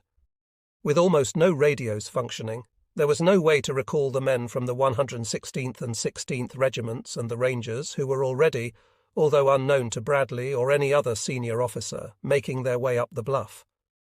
The men at the shingle could have been ordered to fall back to the beach for withdrawal, but if they had obeyed, they would have been slaughtered. Omaha Beach was one of the few battlegrounds in history in which the greater danger lay to the rear. In any case, the landing craft ashore were kaput, and those offshore were jammed with men and vehicles. Withdrawal was not an option, nor was the alternative that Bradley played with in his mind, sending follow-up waves to Utah or the British beaches. Not only would that have meant sacrificing the men ashore at Omaha Beach, but it would also have left a gap of some 60 kilometers between Utah and Gold Beaches, which would have jeopardized the invasion as a whole. As head of the U.S. First Army, Bradley had more than 250,000 men under his immediate command, but standing on the bridge of Augusta, he was a helpless observer, desperate for information on the beaches. The plans could be modified or abandoned as circumstances demanded, but on Augusta, Bradley was stuck with the overall strategic plan. On the amphibious command ship USS Ancon, General Jerrow had his command post. For the first 3 hours of the assault, he was as blind as Bradley. He sent the Assistant Chief of Staff of the First Army, Colonel Benjamin Talley, in a DUKW, amphibious vehicle, to cruise offshore and report on the battle. Talley found that even from 500 meters offshore, he couldn't see much. It was obvious that the beaches were jammed, enemy artillery and machine gun fire were effective, and the exits had not been opened. He could not see up the bluff because of the smoke, so he was unaware of the progress of individuals and small units who had managed to reach high ground. Talley was also unaware of the 8:30 a.m. order from the 7th Naval Beach Battalion commander to suspend landings, so he was disturbed by the failure of landing craft to go ashore. At 9:30 a.m., he informed Jerrow that the LCTs were milling around offshore like a stampeded herd of cattle. At 9:45 a.m., Jerrow made his initial report to First Army. It was sketchy and alarming. Obstacles mined, progress slow. 1st Battalion, 116th, reported at 7:48 a.m. being held up by machine gun fire. 2 LCTs knocked out by artillery fire. DD tanks for Fox Green swamped. 5 minutes later, Major General Clarence R. Hubner, commanding the 1st Division, received a radio report from the beach.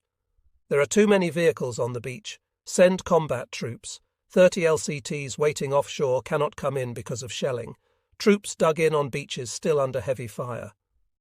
Huebner responded by ordering the 18th Regiment to land at once on Easy Red, but only one battalion was loaded in LCVPs. The other two had to be transshipped from their LCIs to LCVPs. In any case, the prohibition on further landings was still in effect. Bradley sent his aide, Major Chester Hanson, and Admiral Kirk's gunnery officer, Captain Joseph Wellings, in a torpedo boat to the beach to report. However, all Bradley got back was a message from Hanson. It is difficult to make sense from what is going on.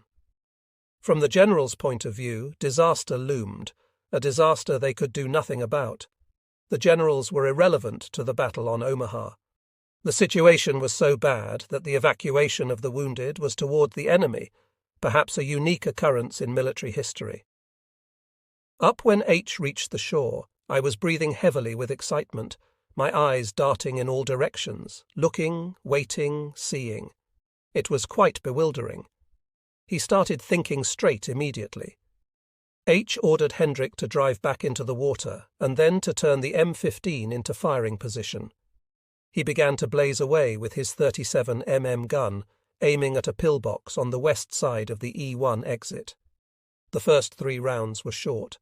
He adjusted his range setter, and the next 10 shots went directly into the porthole of the pillbox. Later that day, H drove up to the pillbox. There, lying on the parapet, was a German officer bleeding from the mouth, obviously in his last moments of life, being held by another wounded German. McNeil came running over and said, "Haas, that's your pillbox." It took my breath away. It's one thing to fight impersonally, but I was responsible for that dying German officer and the wounded men in there. I felt awful and shocked at the sight.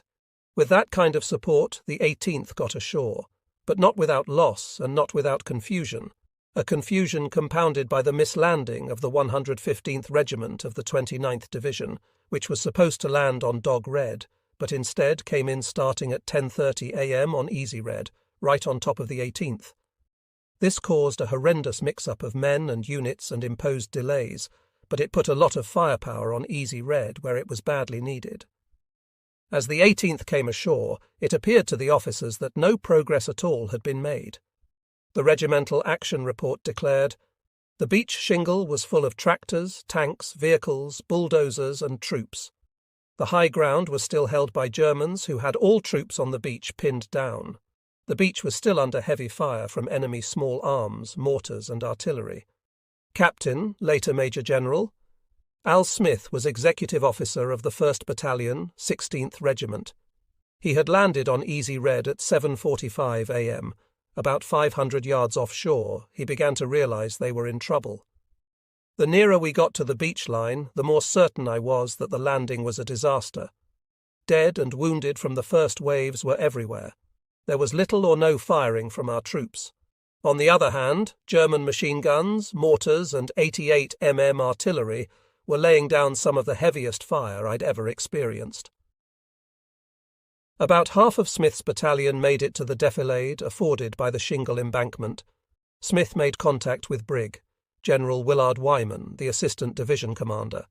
Wyman asked if the men were advancing by fire and movement as taught at the infantry school.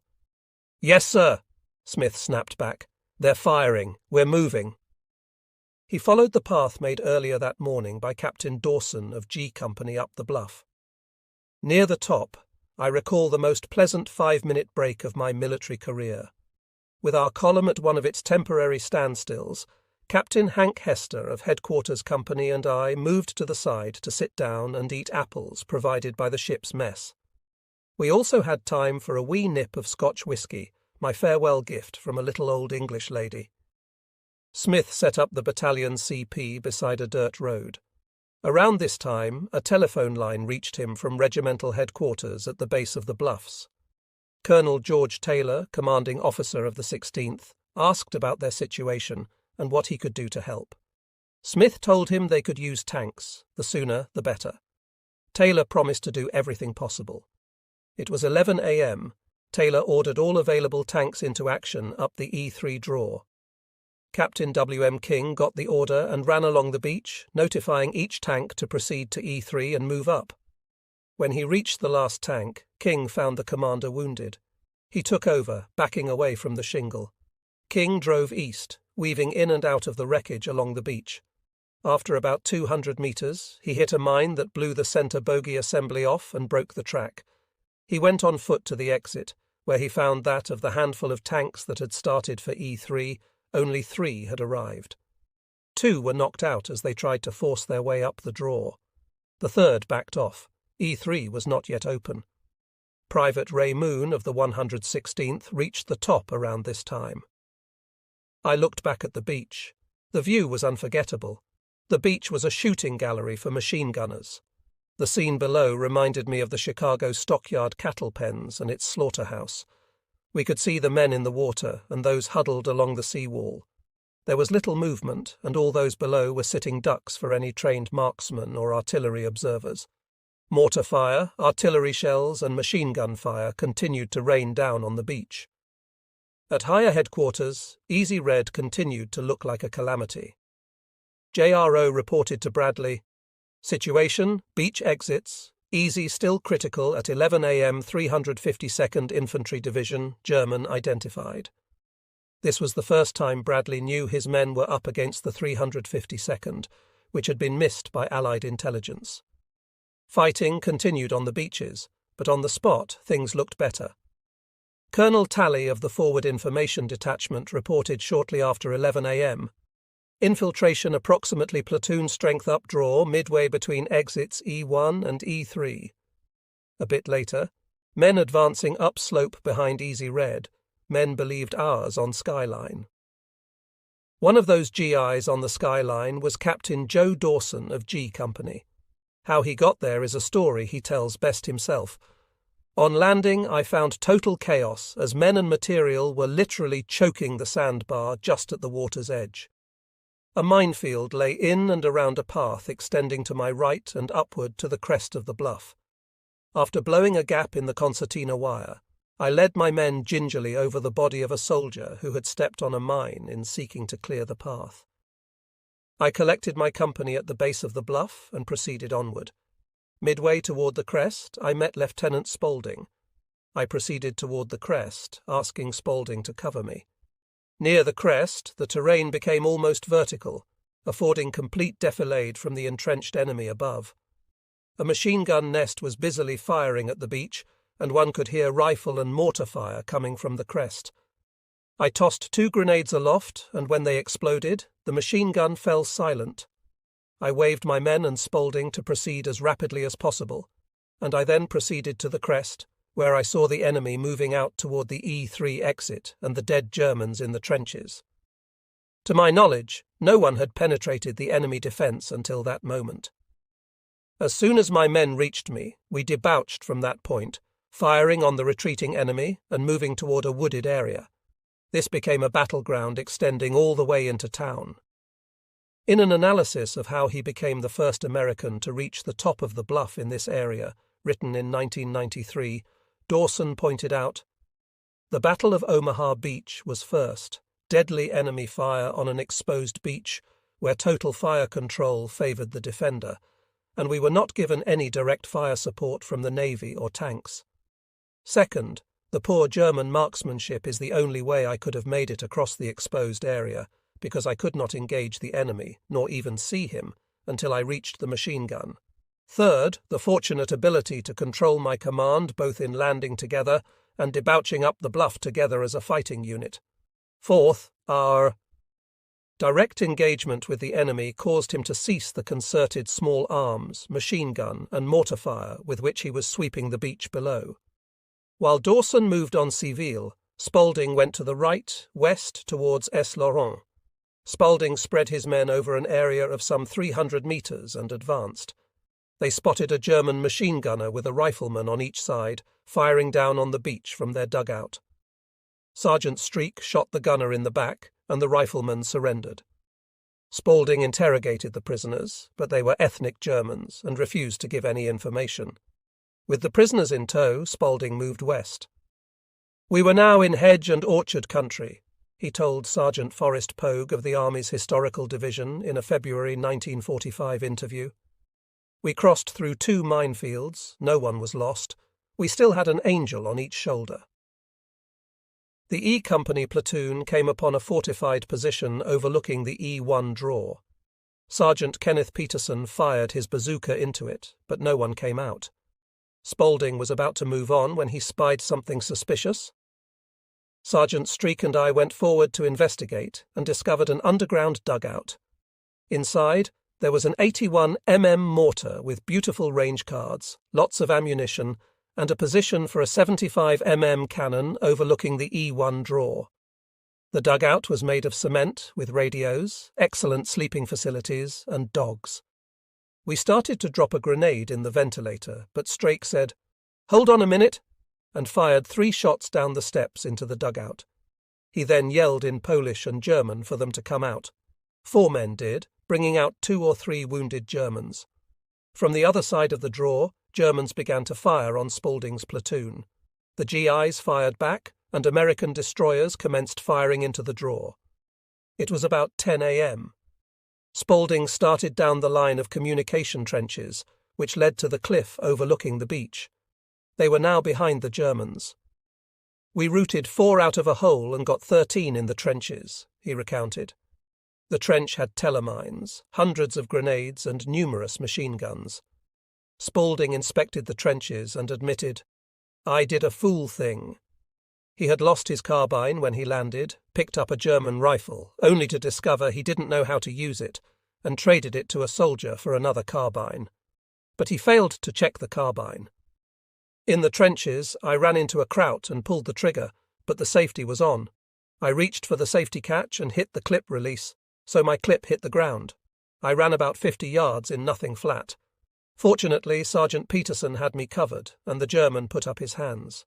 That business of not checking guns is certainly not habit-forming. Spaulding tried to use the 81 mortar, but no one in his platoon could operate the German weapon. Meanwhile, he sent 19 German prisoners back to the beach, guarded by 2 of his men. He told them to turn the prisoners over to anyone who would take them, and ask where the rest of E Company was located. He set off his last yellow smoke grenade to let the American destroyers know that he had possession of the fortification because their fire was getting dangerously close. By about 10:30 a.m., Lieutenant Hutch and 9 enlisted men caught up with Spaulding. "I was very glad to see them," Spaulding told Pogue. Hutch brought word that Spaulding should change his objective from Saint-Léon to Seville, that is, head east instead of trying to cross the E1 draw. The terrain was flat, an area of apple orchards and hedgerows. Germans from the 352nd Division were present in company strength. The fighting took on a new form. Instead of firing from the extensive trench system on the bluff, the Germans were hidden in hedgerows. Their main weapon was the fearfully effective MG-42, which had clear fields of fire over the open fields. The inexperienced GIs found it difficult to locate enemy fire positions in terrain that offered so much cover, exacerbated by sniper fire coming from no one knew where. With no mortars, tanks, or supporting artillery, and with inadequate communication with the destroyers, the American infantrymen could hardly advance.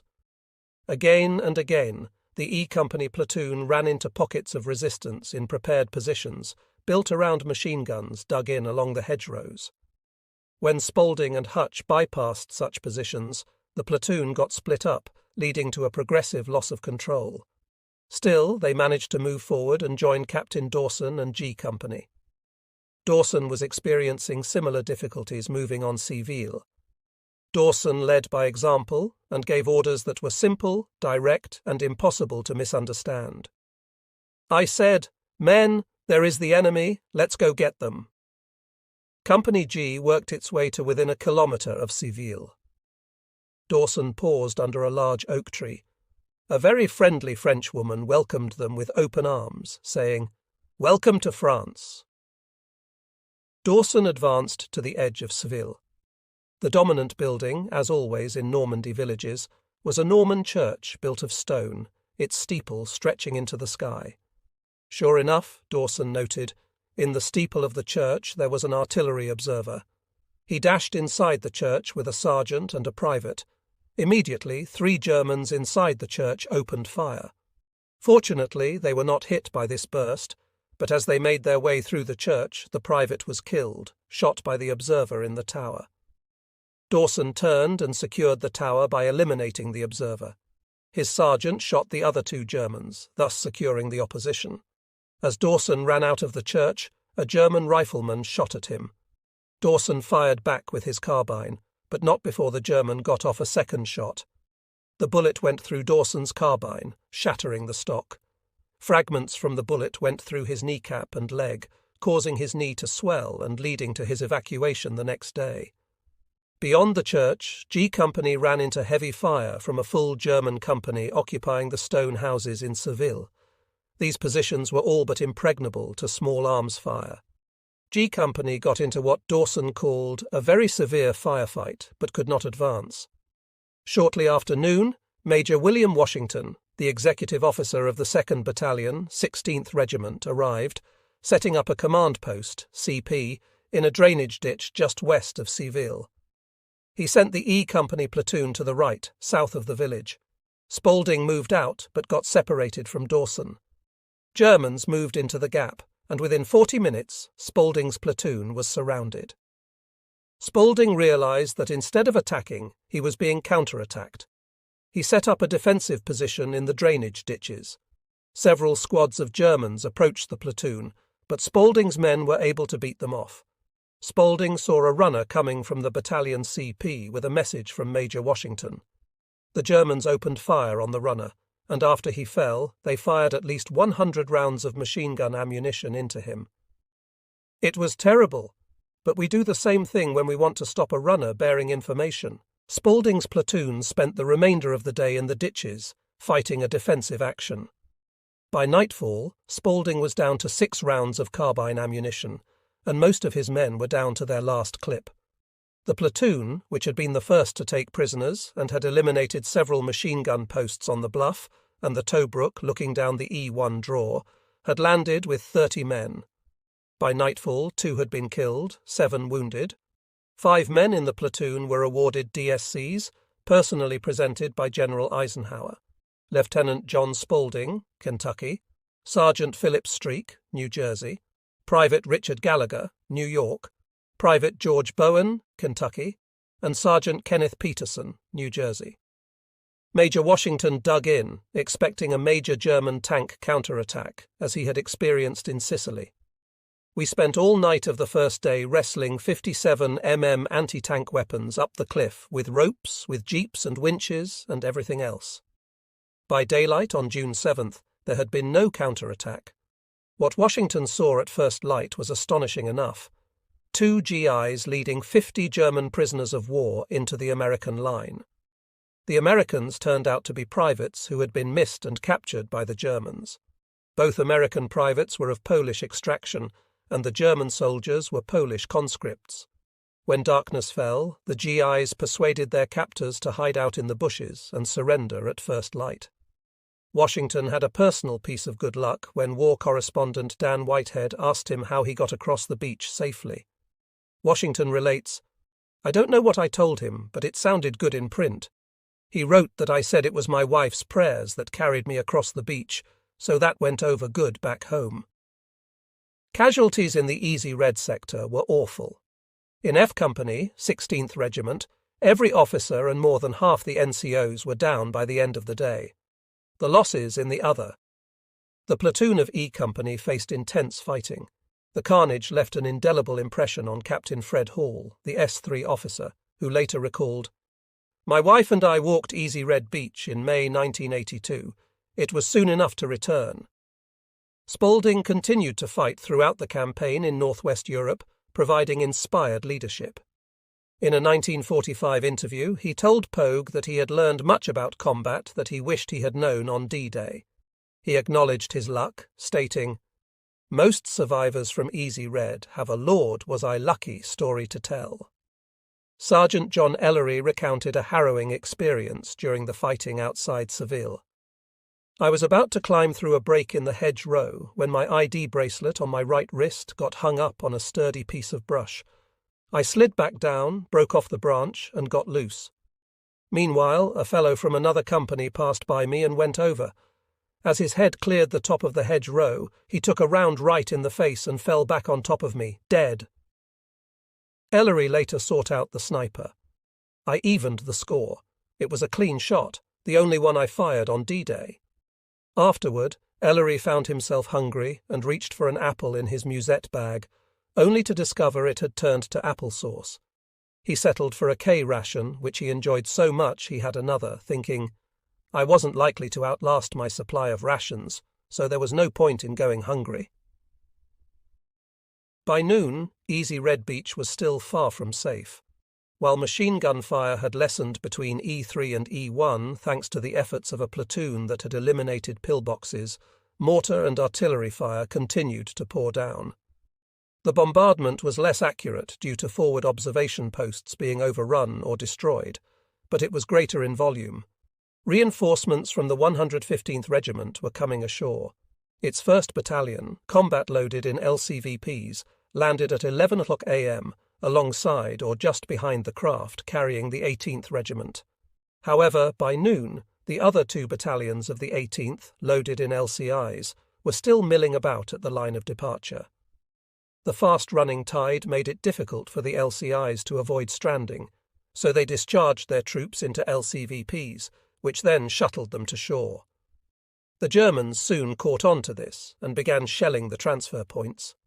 LCI 490, unable to connect with any LCVPs, traded its load of troops for an LCM's unwanted cargo of high explosives, which it promptly jettisoned into the sea. Private Eldon Y., a truck driver for the headquarters battery of the 1st Division Artillery, was aboard an LCT that carried 2.5-ton trucks loaded with ammunition. His craft was supposed to land at 8:30 a.m., but by 11:30 a.m. it was still circling offshore, out of range of German guns. When it finally headed towards shore, an LCT nearby was hit by an 88 mm shell, prompting the skipper to turn back. After another attempt under heavy gunfire, the skipper was ordered by a control officer with a bullhorn to land the craft and not return until it was unloaded. The skipper complied, lowering the ramp while still well offshore. The first truck drove off and sank immediately, the water far above its exhaust pipe.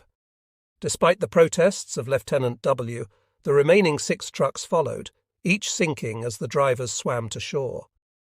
Upon reaching the beach, W heard an incoming shell and dived into a shell hole. When it exploded, W panicked, crying uncontrollably for what seemed like hours. His buddies eventually got him behind a burned-out craft, where he finally calmed down. Reflecting on that moment later, W remarked, "Since that day, I've never been able to cry again. I would give anything for one good cry or one good laugh. I hurt inside, but I cannot get my emotions out." By 12 p.m., Americans from the 16th, 18th, 115th and 116th Regiments had been landing on Easy Red for 5.5 hours. Progress had been slow, especially at E3 draw, where a traffic jam persisted, and dead and wounded were scattered along the beach and behind the seawall. However, the situation was improving. At E1, Spaulding and Dawson had neutralized the fortifications on the east side of the draw, while Company M of the 116th Regiment contained the west side. Dozers had created a gap through the dune line east of the draw, making it ready for vehicles to pass through. Most notably, a penetration had been made between E1 and E3 by Companies E1 and G of the 16th Regiment, and Seville was under attack.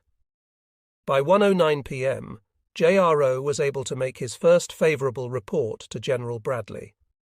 Troops formerly pinned down on beaches, Easy Red, Easy Green and Fox Red are advancing up the heights behind the beaches. Bradley later wrote, "The situation everywhere on the beach was still grave, but our troops were inching inland. I gave up any thought of abandoning Omaha Beach." Major General Charles Gerhardt of the 29th Division later summarized the lessons learned on D-Day in 2 succinct sentences. "No reports of disaster should be allowed. They are never true." John Rayan, a 22-year-old captain with the 5th Rangers, commanded the headquarters company. Born at Fort Benning and a January 1943 graduate of West Point, Rayan loved the army, serving for 40 years and fighting in 3 wars.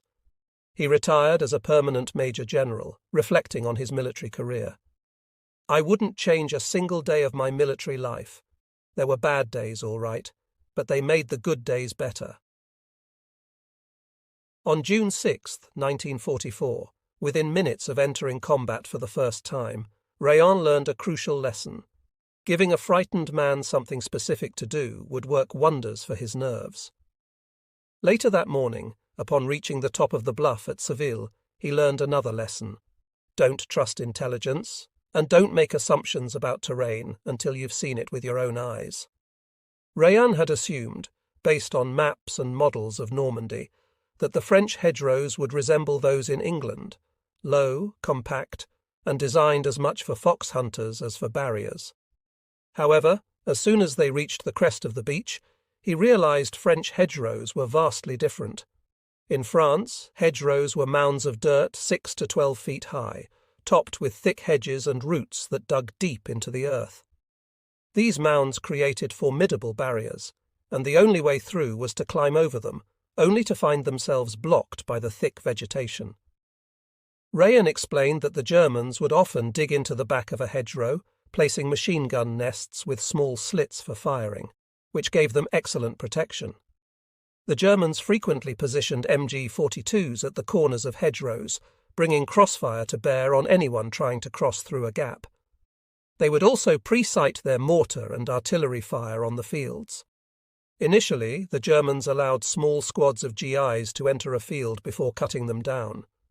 Over time, however, the Americans adapted to hedgerow fighting, using TNT to blast holes in the hedgerows away from the gaps, sending Sherman tanks through to fire white phosphorus shells at the German positions. Steel rails, taken from beach obstacles, were welded to the Shermans to prevent them from becoming easy targets as they crossed the hedgerows. However, these tactics took weeks to develop. On D-Day itself, there were no tanks atop the bluffs. When Rayan finally established his company's command post in a field outside of Seville, the challenges of hedgerow fighting were just beginning. It came under artillery fire. He quickly learned another lesson. After 5 minutes under artillery fire, you learned when to duck and when you didn't need to. You could tell from the sound of the incoming rounds where they were going to hit. If they were going to hit 50 yards away, it was too much trouble to hit the dirt. You just stayed up and kept moving. Of course, if they were coming in a little closer than that, you hit the dirt and prayed. The objective of the 5th Ranger Battalion was Pointe du Hoc. That meant moving through Ville and west along the coastal road.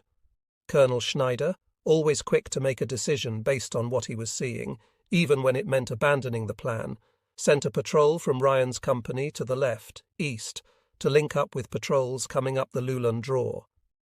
Rayan's men moved in the ditches and sunken roads between the hedgerows and ran into a patrol of one of the division troops, specifically Company K of the 116th Regiment, 29th Division, attached to the 1st Division for June 6th.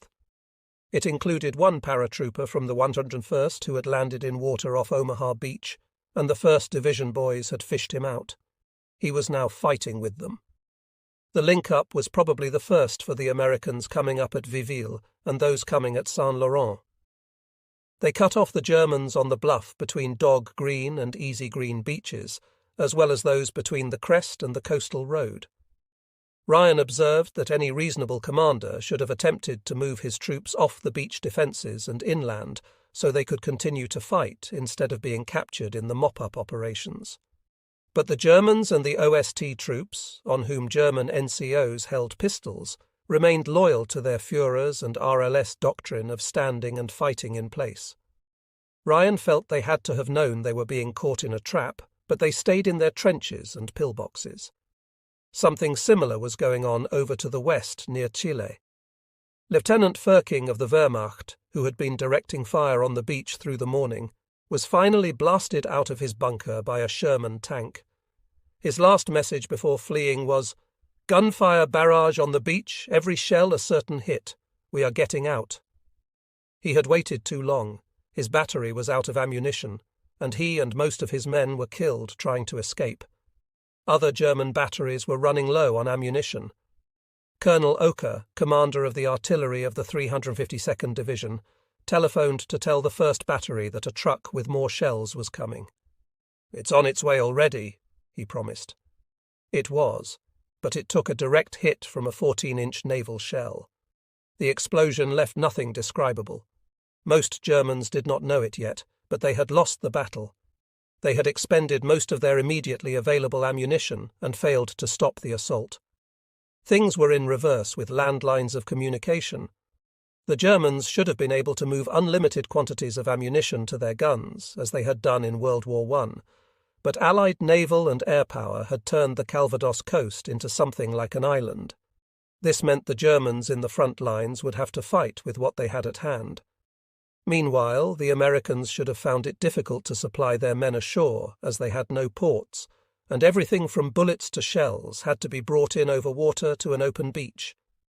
Yet it was the Americans who had a steady stream of reinforcements and fresh supplies coming into the battle, and the Germans could do nothing to stop them. The general German failure to fall back and regroup once American patrols had infiltrated the German line was a major mistake. Still, it had some benefits. Germans in observation posts on the bluff and crest could call in artillery fire on the beaches and keep the exits under fire as long as ammunition held out, while those in the trenches and pillboxes could continue to direct aimed fire on the beaches. But the price was far too high. Staying in place meant the Germans could not form up for concentrated counterattacks against the squads, platoons and companies that had made it to the top at a time when the GIs had no artillery support and no weapons heavier than BRs, .30 caliber machine guns, and mortars. "They could have swept us off with a broom," one ranger declared, but instead the Wehrmacht soldiers stayed in their fixed defences, from which they could still kill Americans but not win the battle. They paid the price for Hitler's obsession with defending every square inch of his conquered empire, and for RLS's obsession with stopping the invasion cold on the beach. On the high ground, too, the Germans fought a strictly defensive action. Partly this was because the hedgerows were such marvellous defensive positions, but mainly it was because they were receiving few reinforcements. Even as the Americans sent wave after wave of combat infantry onto the beach and into the battle, the Germans were supposed to counterattack immediately in battalion strength.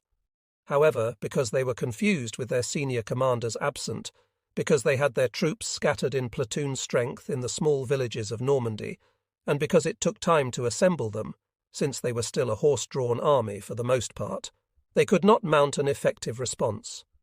The Allied air forces, which had done so little to help the infantry on the beach, did an outstanding job of strafing and bombing bridges, crossroads and assembly points inland all through D-Day, thus hampering German movement. The Germans were unable to launch even one company-strength counterattack at Omaha Beach on D-Day. They fought effectively, inflicting casualties and, for the most part, holding their hedgerows, but they prevented the Americans from getting inland more than a couple of kilometres, far short of their intended D-Day objectives. They fought isolated, confused, small-unit actions designed to delay, harass and hold, rather than to drive the Americans off the high ground. As Ryan was establishing contact with K Company, 116th, Colonel Schneider pushed the remainder of the 5th Rangers across the coastal road, intending to go around Ville to the south and head out for Pointe du Hoc. But the leading companies were held up by machine guns firing from hedgerows south of the road. 3 times Schneider tried to outflank the German positions, only to run into new ones. "We ran into the dog-honest bunch of Germans you ever did see," Private Donald Nelson recalled. "We got pinned down, and we really couldn't move." Colonel Schneider came up and wanted to know what the trouble was. "Snipers," Nelson replied. "Can't you get them?" Schneider asked. "No, sir. We can't even see them," Nelson answered. Schneider took his helmet off, put it on a stick, and eased it up. The moment that helmet got up above the hedgerow, Nelson said, the snipers started shooting at it. "That's the way we got a few of the snipers." Nelson was on the very tip of the front line. He wanted to see more, so he and a buddy crawled up on the hedgerow and took their helmets off. A 5-man German machine gun crew had set their gun right in front of them.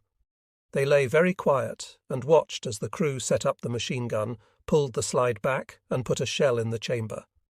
Nelson's buddy tapped him on the foot with his foot, and he tapped him back. They let the Germans have it.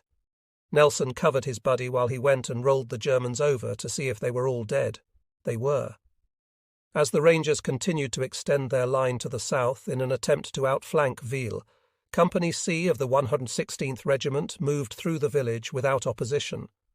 Company B of the Rangers joined up, and the combined forces then moved west along the coastal road toward Point du Hoc. About 500 metres out of Ville, they were stopped by machine gun fire from hedgerows. For the next few hours, the Americans tried to outflank the positions, only to run into new ones. Every attempt to move across an open field was checked by German rifle and automatic weapon fire at ranges of 200–300 metres.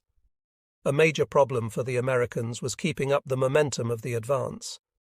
This is always a problem for an attacking force, made much worse at Omaha by the natural and inevitable tendency of the men who had made it up from the hell on the beach to the comparative quiet of the high ground to feel that they had triumphed and thus done their job for that day. In addition, they were exhausted. Furthermore, as with the paratroopers at Utah, when the men got into a village, they had easy access to wine. Sergeant William Lewis of the 116th recalled spending the afternoon of D-Day trying to get organised outside Ville. "I had liberated a big jug of wine, and we all had a drink." The residents of Ville were, of course, terrified.